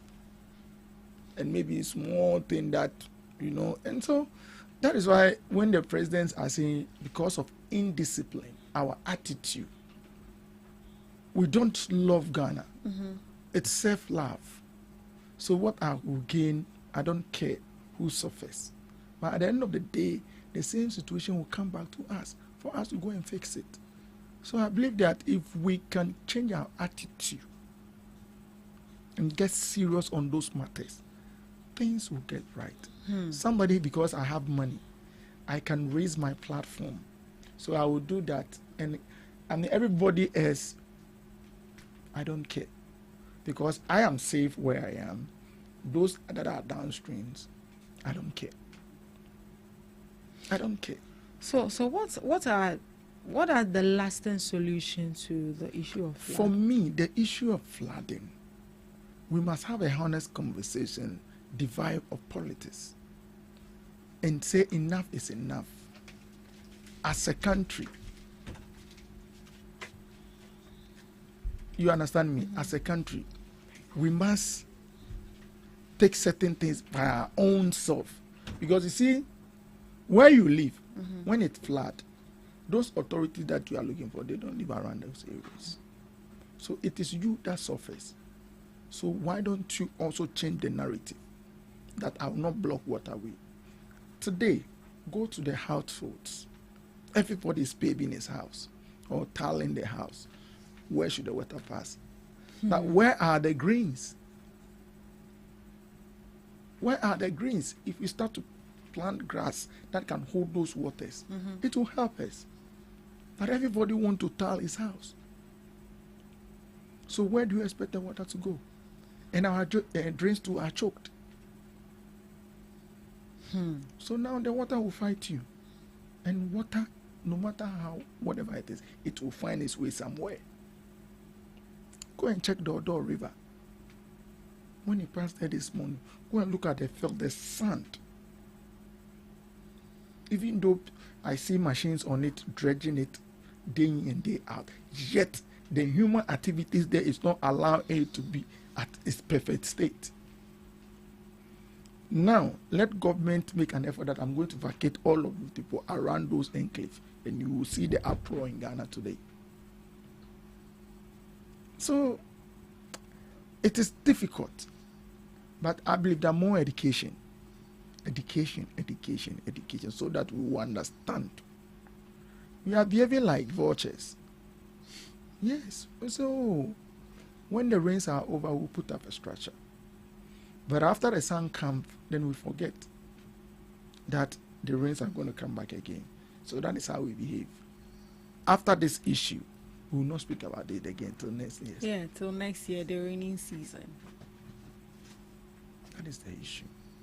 So for me, media, you go a long way. So find space in your time. Every day, make a conscious effort to speak about those issues. So that we change. Yes, authorities must change. We ourselves too must be disciplined. And all of us, when we did, I mean, in other jurisdictions, yes, they are flood. But after the rains, 10, 15 minutes, everything is gone. But in our situation, it's the same. When I was growing, it can rain 3 days non-stop. And I asked myself, if now it's raining all about 30 minutes, 15 minutes, and Accra is being in this situation, what happens when it rains the whole day? Let us think about those things and make good judgment. Right. What happened? You see somebody dress neatly. Yeah. And you go and sit in your shop, but yet in front of your shop, the drains are choked, the rubbish are there, and you sit in it with a fine cloth. How is that possible? Now we say sanitation day. How many do you see participating in these activities? How many? You see just a few people close their shops. They will not even engage in the activities. They will wait. After the time is over, then they'll come and open Then they'll come and open their shops. Who are we doing? I believe you've lived in Volta region before. No, I've not lived. I only visited. When you go to somewhere like Ho, yes, I've been to Ho, and you see them sweeping every morning, as if somebody, like you see everybody. Everyone is sweeping. Both Ho is very neat. And, you see, when I got this, like, what's wrong with this? What is going on here? Like everybody is busy sweeping. I mean, neat. And this is what we want to see. This is Accra. Accra is not beautiful crowd. Accra is too dirty. The human activities. We are our own problems. Yeah. So over the week, we went out to report on this particular issue that who should actually be blamed? Is it the individual or the government? I'm speaking to some people. They mentioned that where they dump their refuse, which is the dustbin containers, what is being situated at some vintage point, sometimes at the marketplaces. When it's full, the people responsible for picking it up don't come and pick it up. So they end up putting the rubbish around it, or even sometimes sweeping it into the gutter. Because if they put it there, when it gets full, they don't come and take it, and you see it begins to develop insects and some animals. And they are also urging the government to put dustbin, bigger ones, at some vintage points, and they should make sure that when it's full, they should come for it immediately and on time. That is also an issue. It's true, but the question is, must you sweep it under the drains? Like you said, you can find a polythene, wrap it and put it where you are. At least when it hits there, it is better than even in the drains. In the drains.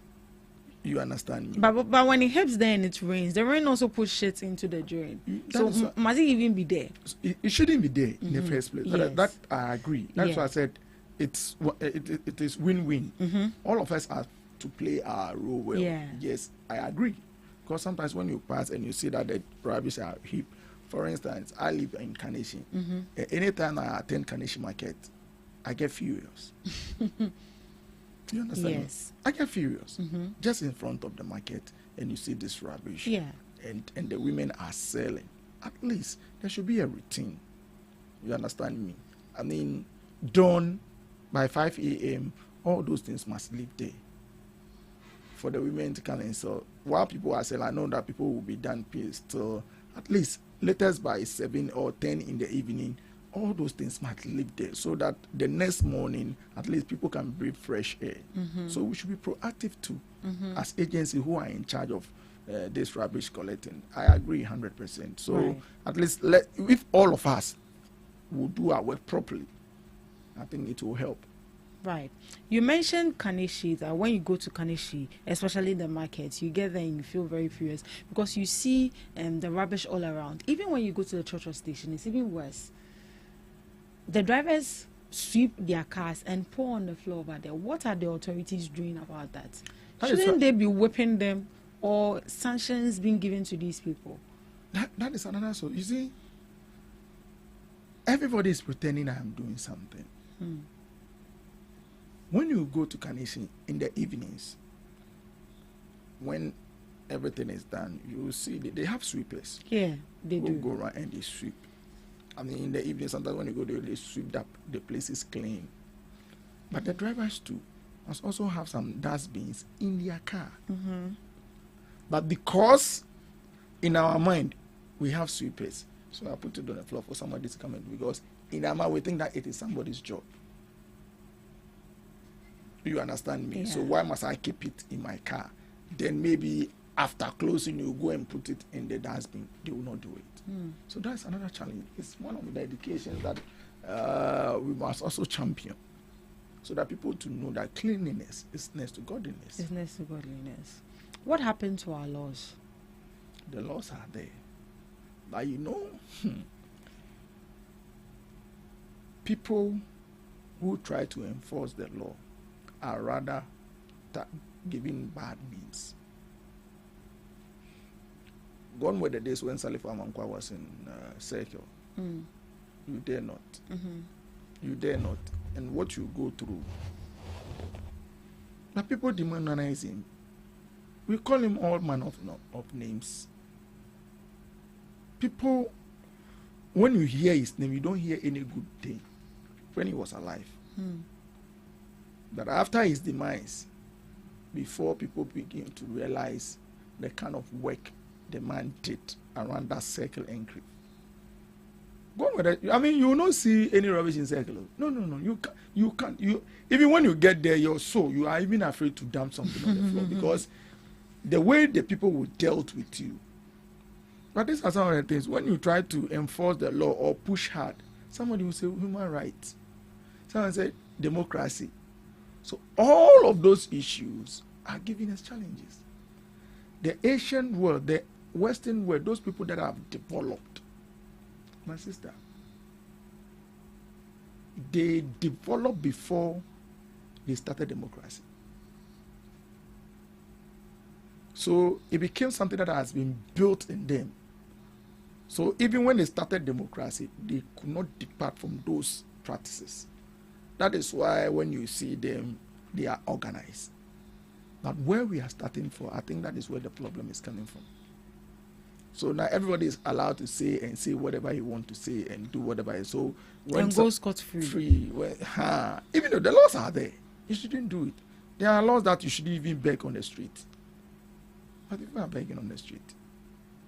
And the law enforcement people seize them every day. Every day. And they don't do anything about it. But I think still, with all withstanding, because as it stands now, the flood issue there, it has become very serious. So. Day in, day out. Until we change the narrative. Yeah, it has become very serious. Anyhow. Yeah, and places that don't usually get flooded are now getting flooded. Yes. So that should tell you that someone has done something wrong. Wrong. I'm telling you.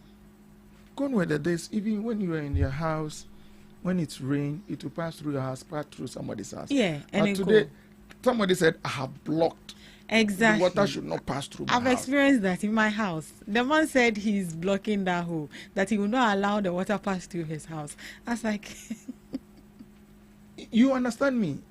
But your fathers saw the wisdom in creating that path so that all of you around that area will be free. But today, you said, I have money. You have gone to school with your degree and everything, or your PhD. You said, I am selling that place. Where do you want the water to go? So the water should kill your sister or your brother. That one you are not worried. you understand me? Yeah, I get it. So we are creating a lot of problems for ourselves. There were spaces in those days. Now, when I was young, I mean, I hardly count container incarnation. When I stand in front of my house, I can go to the market. I can look straight at the market, the main road. But today, containers placed everywhere. Where you are not supposed to build, where containers should not be, it is there. When you are coming from Kaswa, Wager, just watch the mountains, the hills. Those days when we are coming, all those places were green. But now people are building there. People have put there, so the slightest water rushes down on the road. So when you get that place is always flat. It's always flooded. Now those days, the greens holds the water. The same thing when you are going to a brewery. Are you Mensa? Before you climb, first you don't see anything. But today go the estates.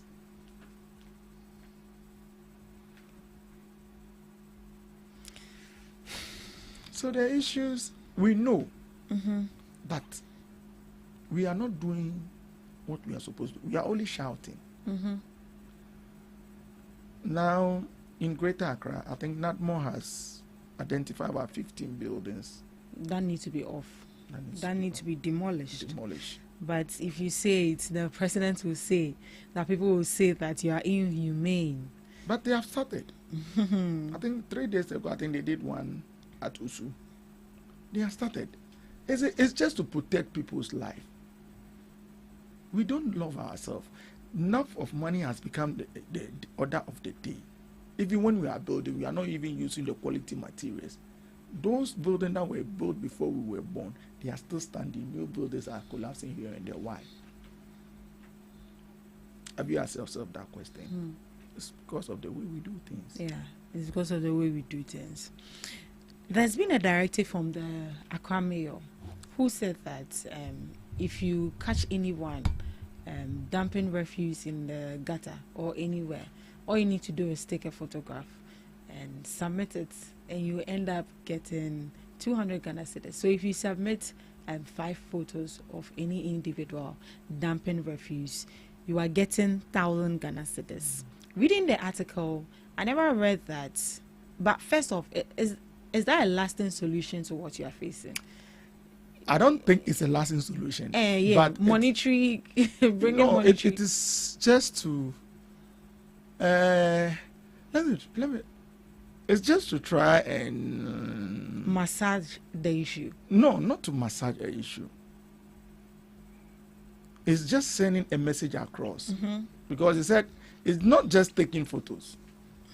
Because you should be able to tell where the person is, so that the person can be arrested. I mean, if it's about taking photo, then you have not done anything. Because reading the article, you never cited that. That is why. Yeah, but rather I cited that it's also solving unemployment.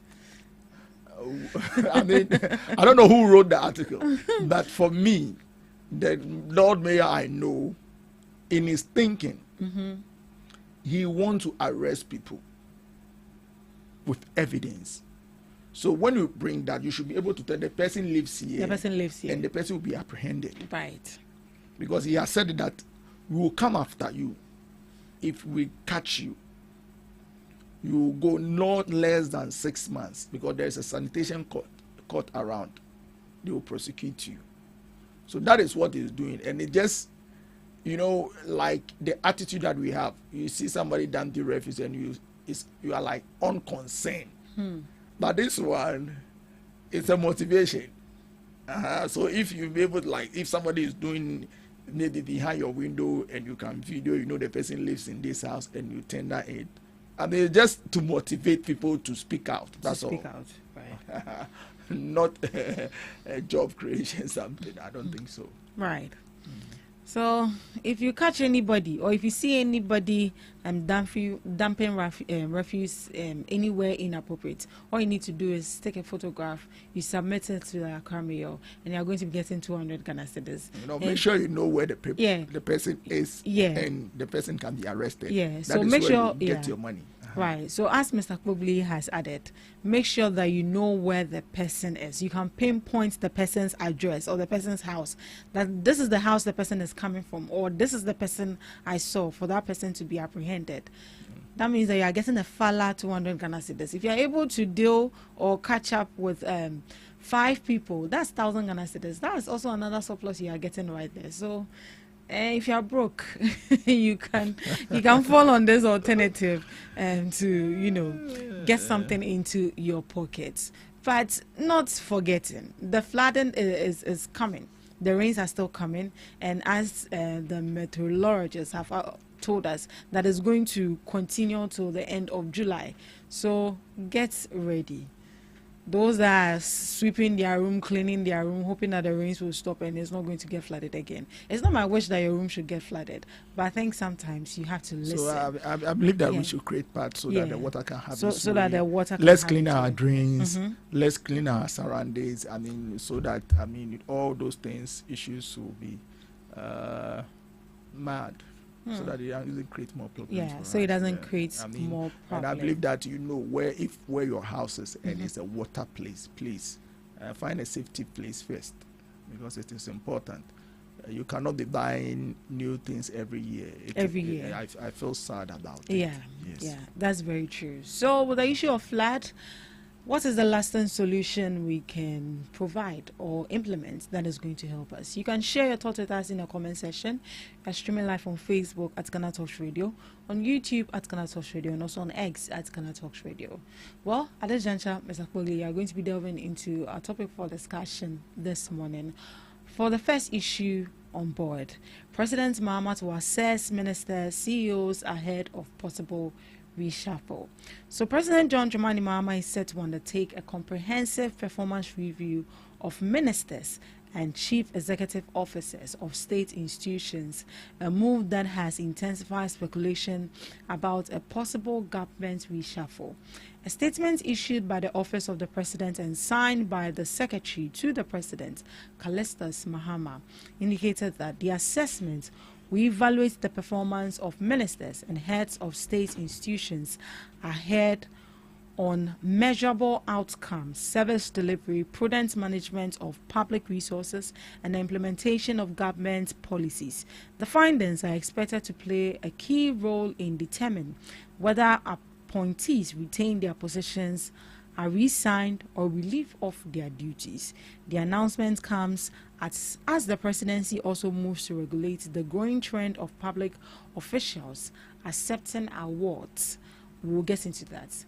But for now, let's assess the performance of the ministers. Reshuffling is not something new.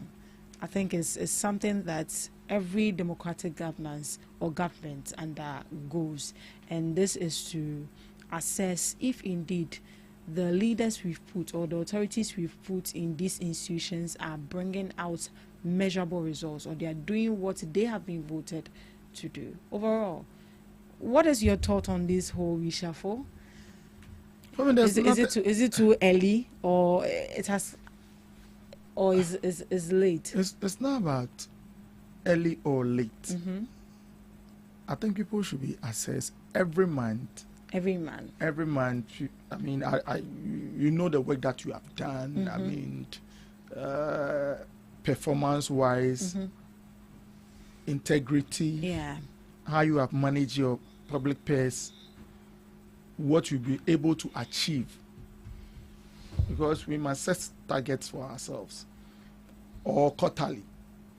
We must review those things. Did I do well? Where did I fall short? Have I met the aspiration of the people, or have I been able to meet why the president puts me there? So for me, it is not something to be afraid of, because you see, whilst you have been given a tax, definitely we will assess you based on what you have done. Mostly when we talk about accountability, people think that accountability is about money. No. Accountability is not all about money. It's about where you've been given to, what you have been able to do, what you have been able to achieve. That is what we call accountability. So if people have been asked to account for the position that they take in, I think it's in the right direction. There's nothing wrong about it. You understand me? Because as human as you are, yes, some people will do the honest thing some people will create challenge. Sometimes we let position get into our heads and what we are supposed to do. Right now, the standard now, we are looking at the president, his demeanor, his approach, the way he deals with Ghanaians, the way he speaks to Ghanaians. All of those things will come to play in assessing the ministers and their performance. So for me, there's nothing wrong, whether early or not early, because you can't tell me that if you have a minister who is not performing, and you say because it's early, you are not taking me out to bring a fresh, then you are not also helping. And you cannot also tell me that if a minister is performing, then you're going to take him out. So you must assess all those things. If it must be kept there, fine. If he's not doing what is right, that it can be prompt that, hey, be careful. If you are not doing things right, the next window, you'll be off that place too. Sometimes it puts people on their toe, because everybody must be remembered why you were put there. You understand me? I am a deputy communication officer. This is my work for the party. I speak and I explain government policies. I speak for the party. So the question is, have I done my job? Am I speaking right?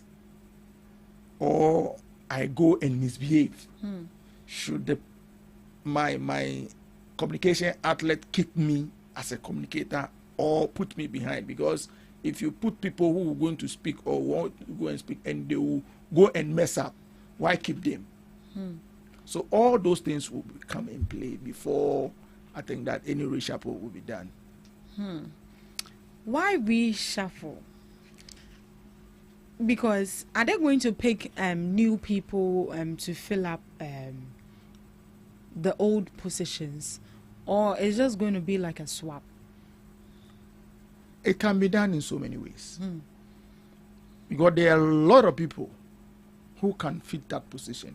A lot of people. A lot of people. Based on their expertise and experience. Or their background. Yes. So when you find yourself there, it's a privilege.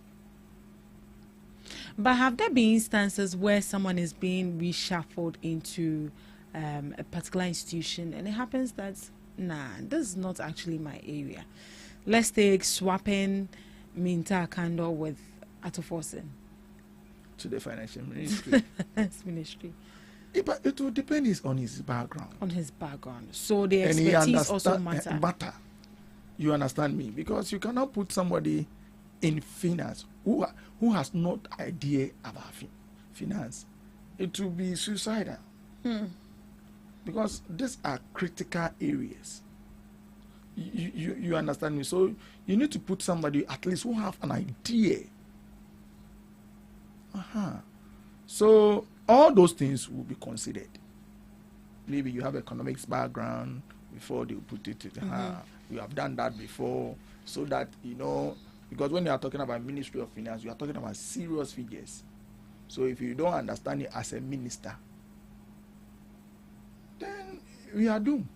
You understand me? Yeah. So you don't tell me that if you are doing reshuffle, let's assume Atu is one of the best by all standard. I mean, he's working.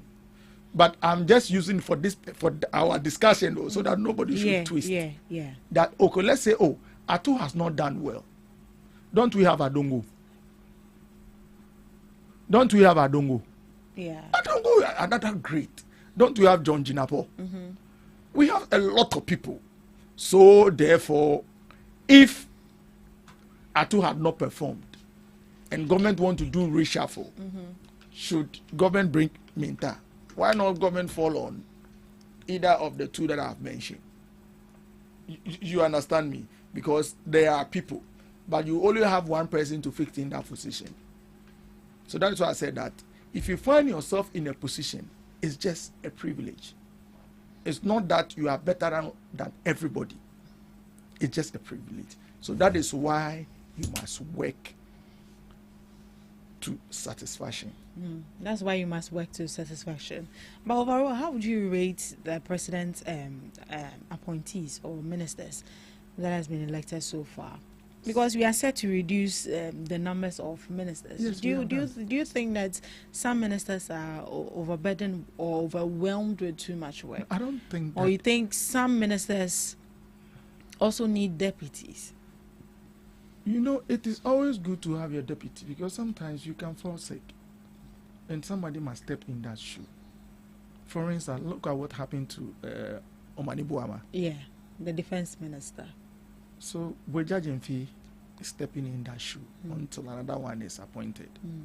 You understand me? So there's nothing wrong having a deputy because there can be 2 or 3 programs that can crash. The minister cannot be everywhere, so you can also dedicate somebody to move into that direction. So I don't have problem having a deputy. I myself, I'm a deputy communication officer to my boss. He can be everywhere. There are times that there are 2, 3 programs engaged and say, oh, Mauli, go here. I also go here. That is how, so that the work must go on. But so far, seriously, His Excellency has given us good ministers. Let's talk about that too. Yeah, let's get into it then. Look at Atu Forcing. Yeah, let's begin with we Atu have Forcing. Russia, Ukraine.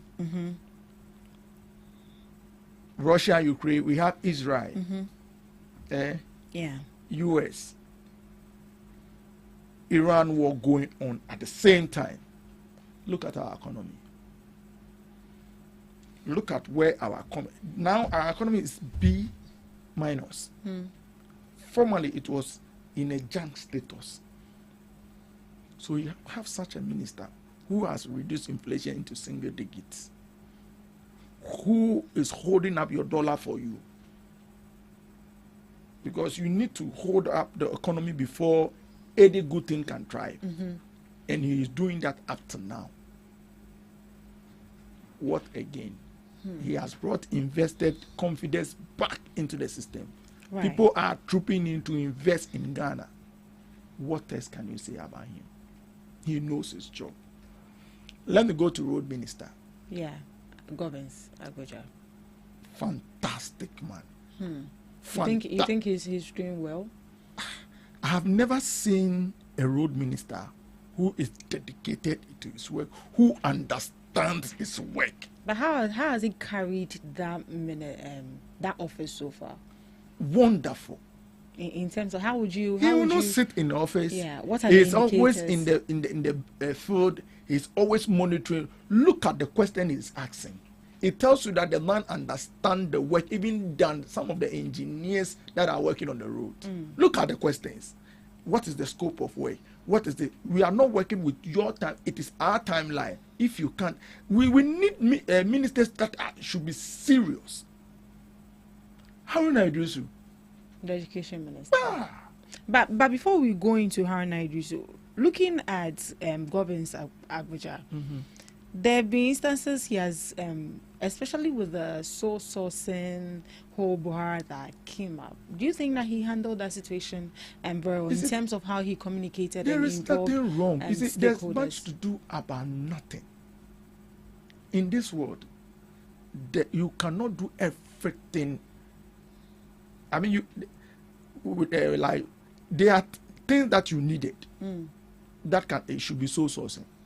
For instance, in Sawam Road, this road was started and it was left. Do you know when this government came into power? Do you know that a lot of demonstration that went on there?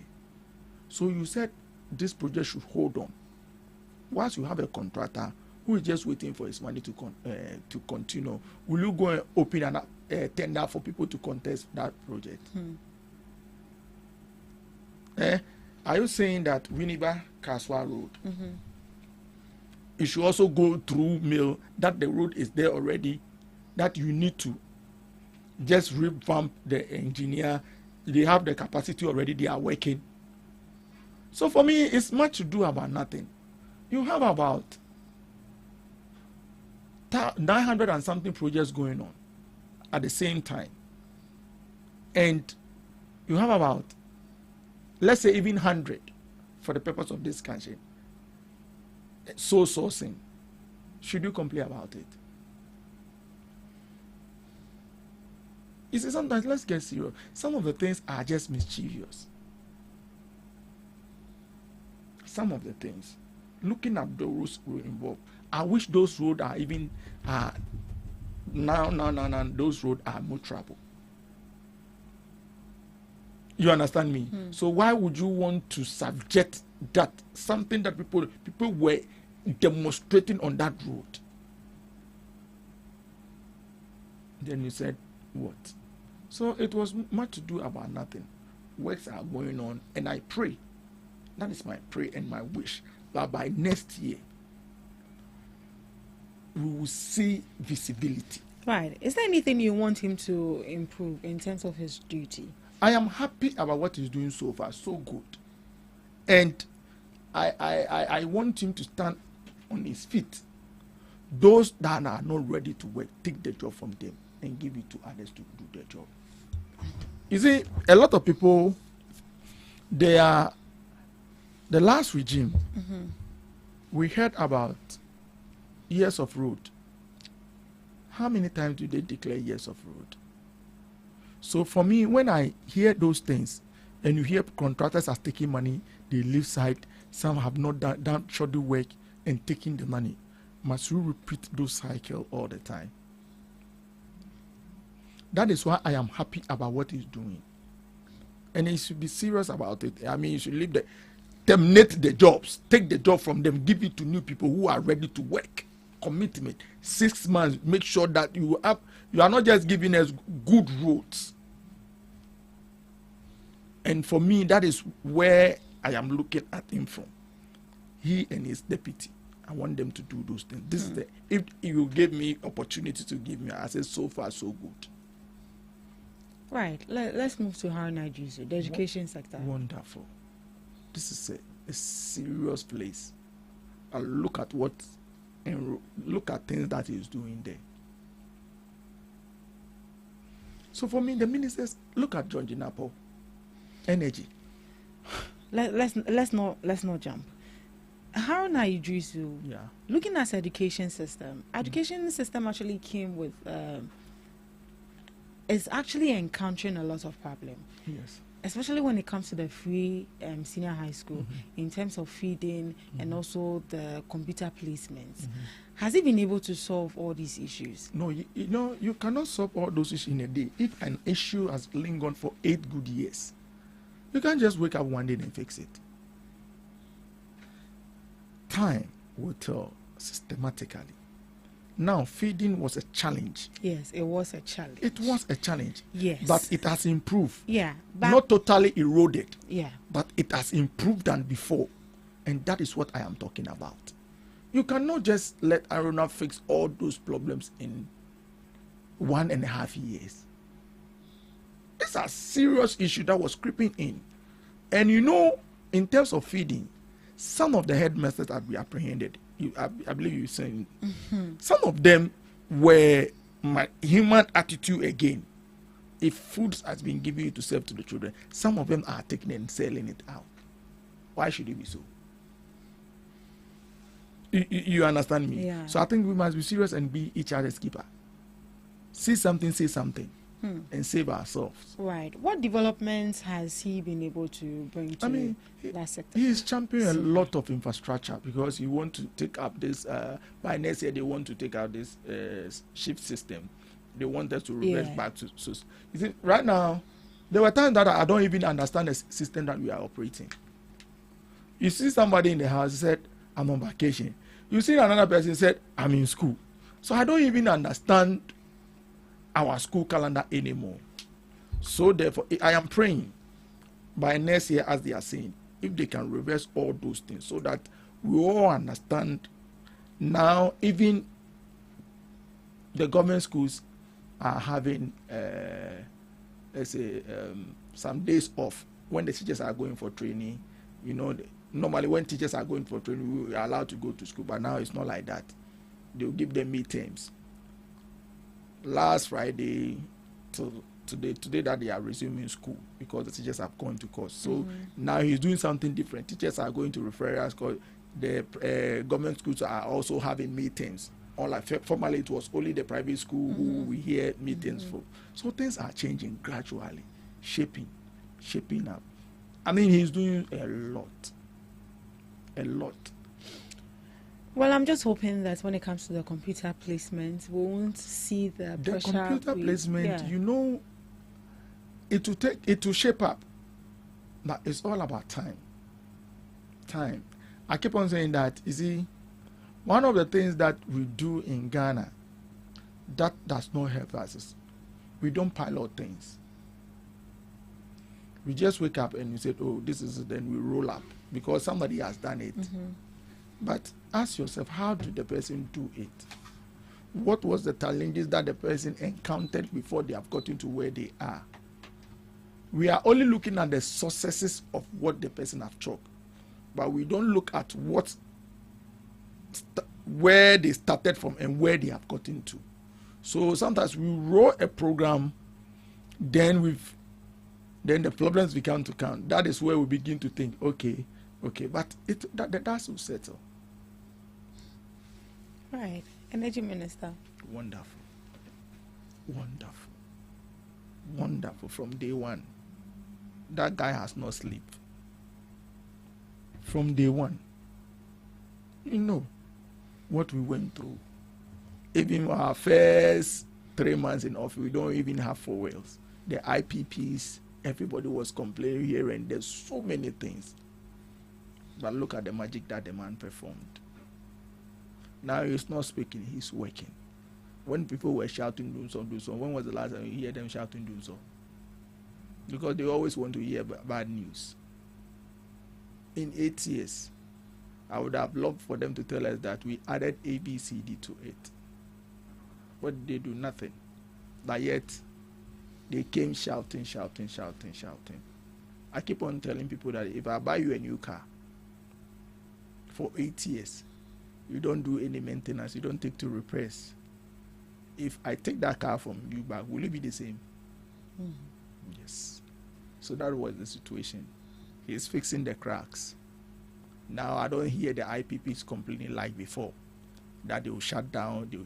Why? Because they have been paying on time. And that is the most important thing. It's holding up the energy ministry very well. Moving on to the health minister.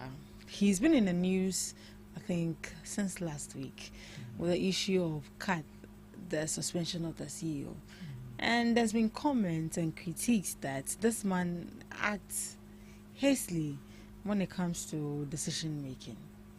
Let's assess his performance. You see, when you have an action man, I told you. He's an action man. I told you, when you have people who take the hard decisions, they are always being, we put them in certain blankets. You understand me? Yeah. Yes. And I believe that the health minister has fallen those things because we have pampered some people so much that I think that we made them look like thin gods. So as for them, you can't touch them. No. We are all human beings. You understand me? And right things must be done. The question is, as a CEO, why must you turn people out? Emergency.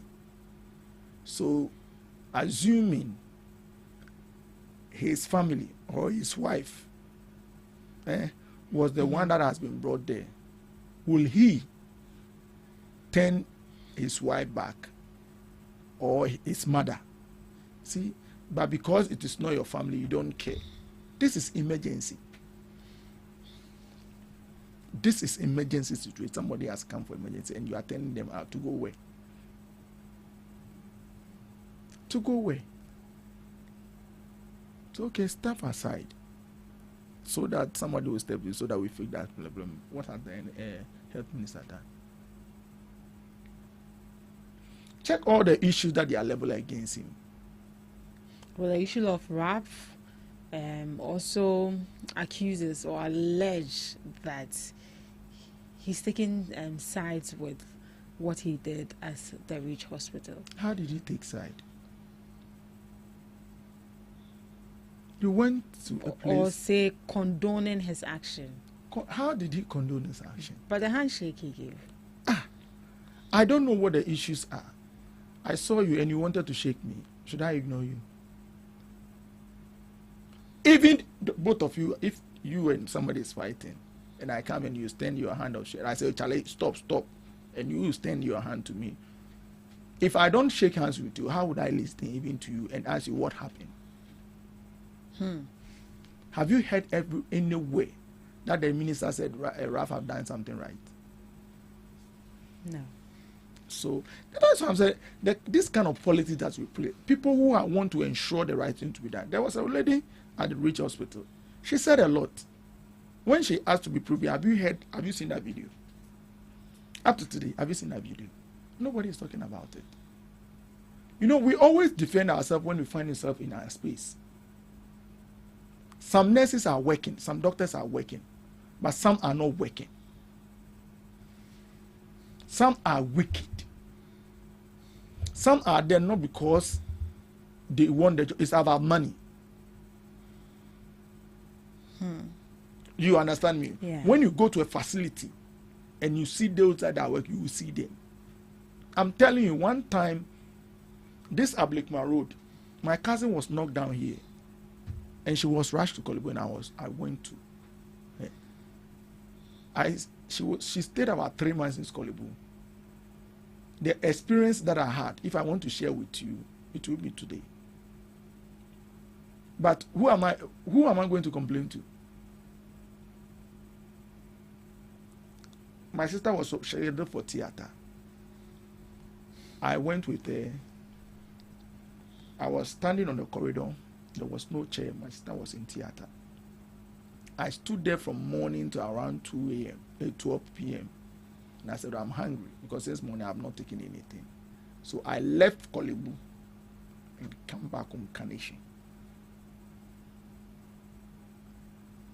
Within 30 minutes, I was called that my sister is okay, so I should come and push her to the ward. You should come and push her to the ward. Yes. You are home by then. I'm telling you. So you had to leave Kaneshi to Kolebu to go and push your sister to the ward. So I asked myself, there are no nurses to take my sister to ward. Am I supposed to carry my sister to ward?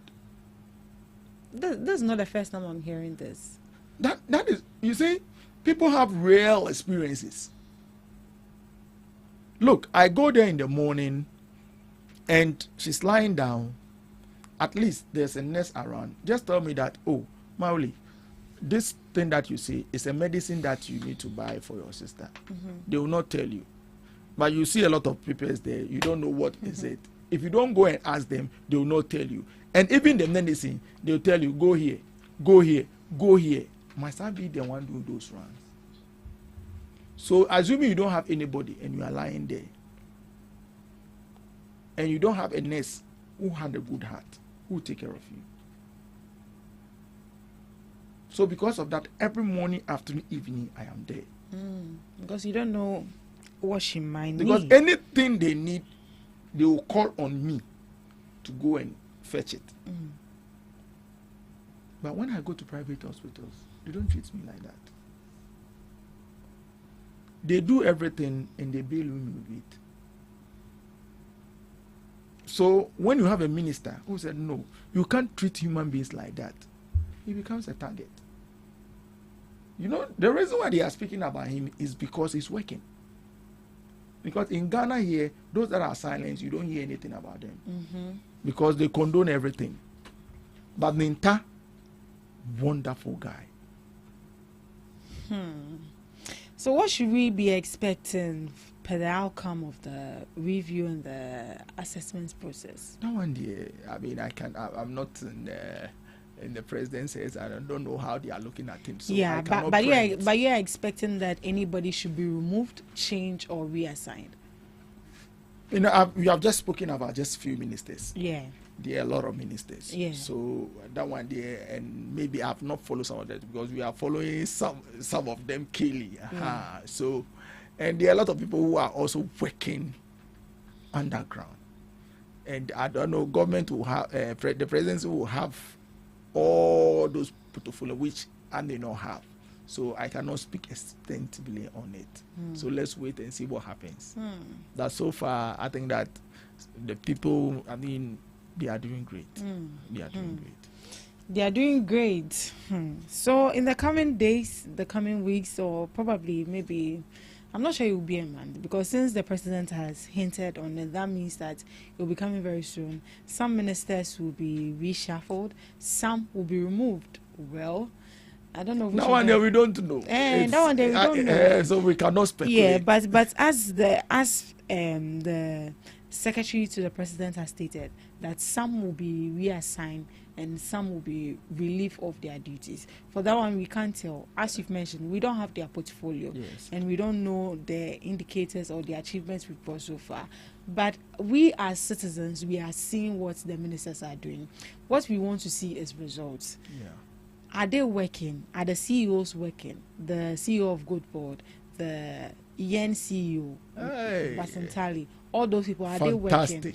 They said they were going to give us job. The indicators, people are not really impressed with the indicators. They are pertaining jobs and stability and all of that. I keep on saying one thing, that Rome was not built in a day. Before we came into power, the unemployment was 14 point something. Today, how much is it? Have you checked? Unemployment? Yes. 14. Before it was 14.7. 14.7. The last I checked was 39. Really? Yeah. Yes. Which year? Yeah. This year. I think we spoke about it last week. Where Kojo Mpong raised a concern that we are experiencing economic stability, but the rate of unemployment is still going up. I think that was during that time I checked, but you can still check again the rate of unemployment currently now. But as we look into that, the citizens are looking for results. That is what they are looking for, because we want to find out if the taxpayers' money is not going to waste. Value for money, as they said, Mr. Kpogli. Value for money. So far, I've not heard any scandal. So I will assume that we are using our money judicially. For instance, World Cup. The presidency is saying that lifting people from Ghana will cost a lot. As for the supporting, these are something that they have been doing already. So, I mean, that one they can be taken care of. But it will be prudent if you are out there. We can buy you tickets so that you go and watch. Right. So the general unemployment rate, which is the national rate, is 13.0%. But when it comes to Greater Accra, it's 49.3%. So the general, the general one with the 20. So the one I gave you was based on Accra. That is regional. So the general one, which means it has even reduced. You understand me? Then it was 14. Now it is 13. So it has reduced. But people are still complaining. Who don't want dear? You see, one of the things I keep on saying that there's no country in this world without unemployment. But it's the effort that you put in. My sister, there are a lot of jobs in town, but a lot of people are not taking it because of the money. Look, somebody sent me a job and they're going to pay 800 cedis a month. I'm in Kaneshi, so it's within Okankwe South. And I place it on a platform. They are looking about, I think, this rubber plastics people at the industrial area.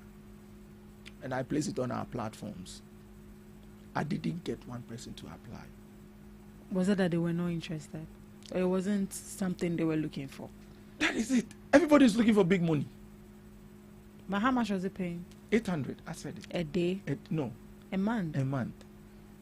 Well, it would depend. It would depend on where you're coming from as well. So that is what I said. It's within Okankwe's house. So I place it on our platform within ourselves. So Bubuashi, North Carnation, Aveno, that place. Some people even can walk to that place. 800 cedis a month. I didn't get one person. There was another one where I was also placed. 1,005 a month. and we are looking about 80 people. We had only 23. So when you sit down in the house and you are not doing anything, you don't get anything a month. While you go and start that job, that will even give you 800. You know that every month you get 800 cedis. Which one is better? People want to earn 5,000, 10,000, but those jobs that they are looking for, are they available? You see where the issues are, because you are saying the private sector is the engine of growth. There are a lot of jobs here and there, but the pay, people are not taking it, especially the youth, because he can play a game on his phone within some few minutes. It's earning about 10,000, 20,000. So why should I go and work? That they will give me 800 or 600 a month. The same job that people are refusing. There are some people there who have worked there more than 30 years. They are still working at the same place. You see what the issues are. So it is not total entirely that there are no jobs. There are, but some of us, the youth, are not taking advantage of that. That they want to build from scratch. You know, because of this betting and stuff, a lot of people are getting huge money that you have not seen before. So they don't find it interesting for them to go and work. You get the point. So when how much are you going to pay me? 2,000. While I can play game, the same day I can win about 10,000, 6,000, 5,000, 20,000. All those people will be classified as unemployed. So let's think about those things. Let's think about those things as well. So for citizens, it's not about who stays or who leaves, but it's about who is bringing benefit, development, and resource to the country. So for citizens, for we the citizens and people like us, that is what we are looking for. So there will be new changes. There will be reshuffling, and some people will be, some ministers will be reassigned to different positions. So I just hope that we make the right choices. But for you, what do you also think? Do you think that certain ministers should stay? Do you think that some ministers should leave? Or you think that some ministers should be reassigned to certain specific position that you think that they can do better there than where they are currently? Let us know in the comment section. We are streaming live on Facebook at GhanaTalks Radio, on YouTube at GhanaTalks Radio, and also on X at GhanaTalks Radio. Do us a longer. We'll read your comments and back to you. Right, let's get into the next issue. President Mahama has banned ministers from taking questionable awards. Since when did it become a crime to receive awards, Mr. Kpogli? Let me have the question again. Since when did it become a crime to receive awards? Is it a crime in the first place? It is not a crime. It's not a crime to receive award. But there's a saying that there's a way that seems right, but the end thereof. So timing is key. What is the award sought to do? The impression that was created first was government as organized by the MPP. Government, whilst things are going on in this country, government is organizing award at the end, awarding its people. Is that a fact? No. It's a private entity who organize a program. And it's actually not their first time. It's not their first time. Yeah. But why would the MPP put a spin on it and say it's a government-sponsored program? So instead of clarifying it, should the president ban it? The president said we should be careful. It's not banned. He said no, you should he be banned it. That was the headline. You see, read the letter himself from the president, from Mr. Kalitos. The letter. Yes. I'm coming. the letter from Mr. Callistus. So, this is from a credible media house. Mama ban CEOs, ministers from accepting. I don't want to questionable read the headlines, awards. the full spin on it. Read the details of the letter. I should read the details of the letter. The letter is quite lengthy, so I'm going to pick some parts that were published in. And let's see whether it is banned. In here. So, His Excellency the President has noted with concerns the increasing trend of ministers of state, chief executive officers of state institutions, and other public officials participating in and accepting awards from various private organizations purporting to recognize them as the best performing, most outstanding, or most influential public office holders. And therefore, the President has says that all public officials to refrain from participating in, sponsoring, endorsing, attending, or accepting awards from such organizations unless expressly unauthorized or expressly authorized by the office of the president. So that means that if the president doesn't give you the authority or does not authorize it for you to take that award, you should not take it. So the word refrain here is still, it's not banned. It's a synonym to banned. The word refrain is not banned. So what is it then? It's restriction. Don't get involved in such things. That is not what it's a caution. It's just throwing a caution. It's like a father telling your children, be careful that you don't fall. And he gave explanation, because those people are just tempting you. Praise singers, they can create a problem for you and stuff. You understand me? I mean, there are people who just want to, hype and say things. And all those, is that the reason why you were put there? It is good if somebody has work and is recognized. It is beautiful. This morning, I have called so many names here. I lie. Yeah. Yes. But let your work do the talking. What is the criteria that they use in selecting it? So you must understand the scope of the things that they are doing. Yes, it is beautiful. But that is why I said, be careful. Look at the spin that the MPP put on it. So if the House did not come out to say that, no, it is not a government sponsor, look at what they have said and put in some. And I believe that the MPP are still running with it. The typical MPP members are still running with this lie that the government has sponsored. Meanwhile, the government has no idea. So let me know, because you understand, if you're going to take an award, it's like a father. If your child is going to do something, let me know what you're going to do. Then I can advise you about it. I'll find out whether it is authentic. You understand me? Yeah. So the president has not banned. You see, these headlines, one of the things I've known about headlines is sensationalism. They put the title in a way that when you see it, when you don't read, you carry that impression along, you are lost. You understand me? Yeah, but this is not their first time. Nobody is.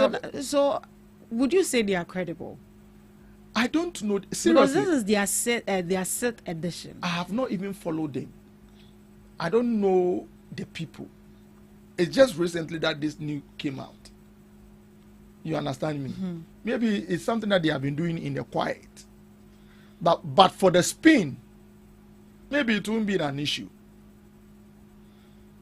You understand me? Because looking at the political space that we are occupying now, so much misinformation is going around. You understand me? And people will not find check. They will run with it like that. So I think this is prudent. It's telling you to whip everybody in line. Be focused. It is not about awards. When you work well, the people itself will praise you. It's not about some people going to organize something and say ABC.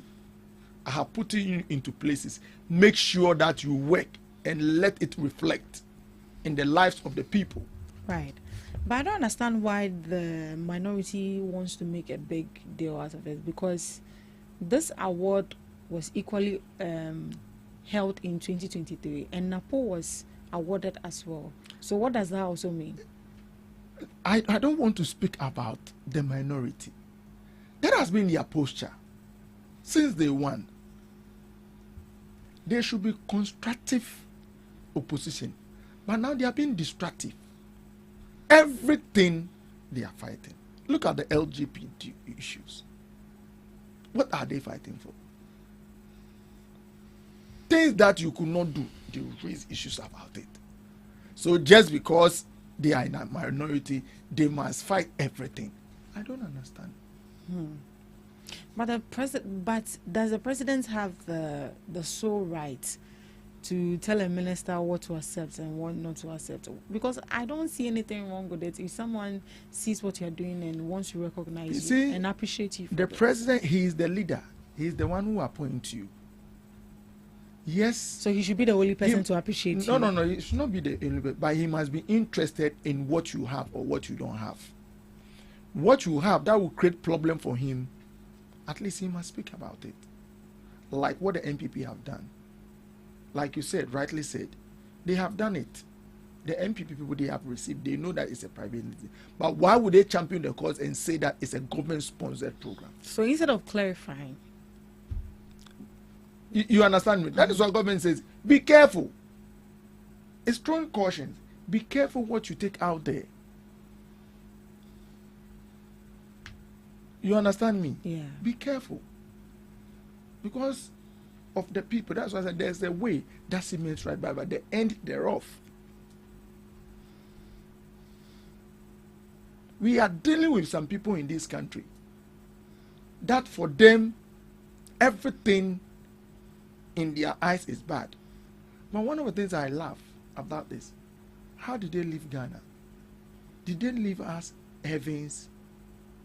Were we in heaven and now that they are in hell? Everything good that is affecting Ghana today is affecting them. But have you seen them come out to say that, oh, things are going on well for them? Since they won, Baumia politics, that is what they are doing. Baumia politics. So it's about, for them, it's about lies. When even they know this is the truth. And that has been the issue. So if government is throwing caution to its ministers, I think it is in the right direction. Government is showing that, yes, I am leading the way. I have given you. Stay on your mandate. Work. Do it. When the time comes for you to be appreciated, the right people will accept it. So for now, they should stop taking awards. For now, I mean, focus on the work. Yeah, he has banned it. He has banned it. When the word banned comes in, it's a different the narrative. word says refrain, and refrain means stop or desist. So but it's still a ban. No, refrain means stop. I said stop it. I've not said don't do it again. No, but if you say stop, means stop. Don't Stop do it now. again. But tomorrow, maybe a window will be open. So I cannot stop you. For now, focus on what you are doing. So as the president has stated, no minister should take awards from any. Know the source. Know the narrative. It's coming. Know why. I mean, you must know, so that tomorrow, if issues come, you become clean. You understand me? Or even those entities can even discuss the presidency. So, okay, per our checks and this, we think that this. So what do you think? Okay, we too will look at it in the board A, B, C. Okay, yes, go ahead. So that means that if organizations or institutions want to appreciate ministers that are doing well, they have to go and seek the consent of the president, for the president to give them the authorization before they go ahead. Let me tell you something. What is happening now, for transparency, at least, if I am your father and somebody believe in your talent and you want to take you for a certain program, at least must seek permission. That's all. I think that's the right thing to do. That's all. The government, the information that the president have, me, you, and I, we don't have it. Of course. So before they will issue such a statement, they know, and they know what they have heard. And we are dealing with some people in this country, so we must tread cautious. Right.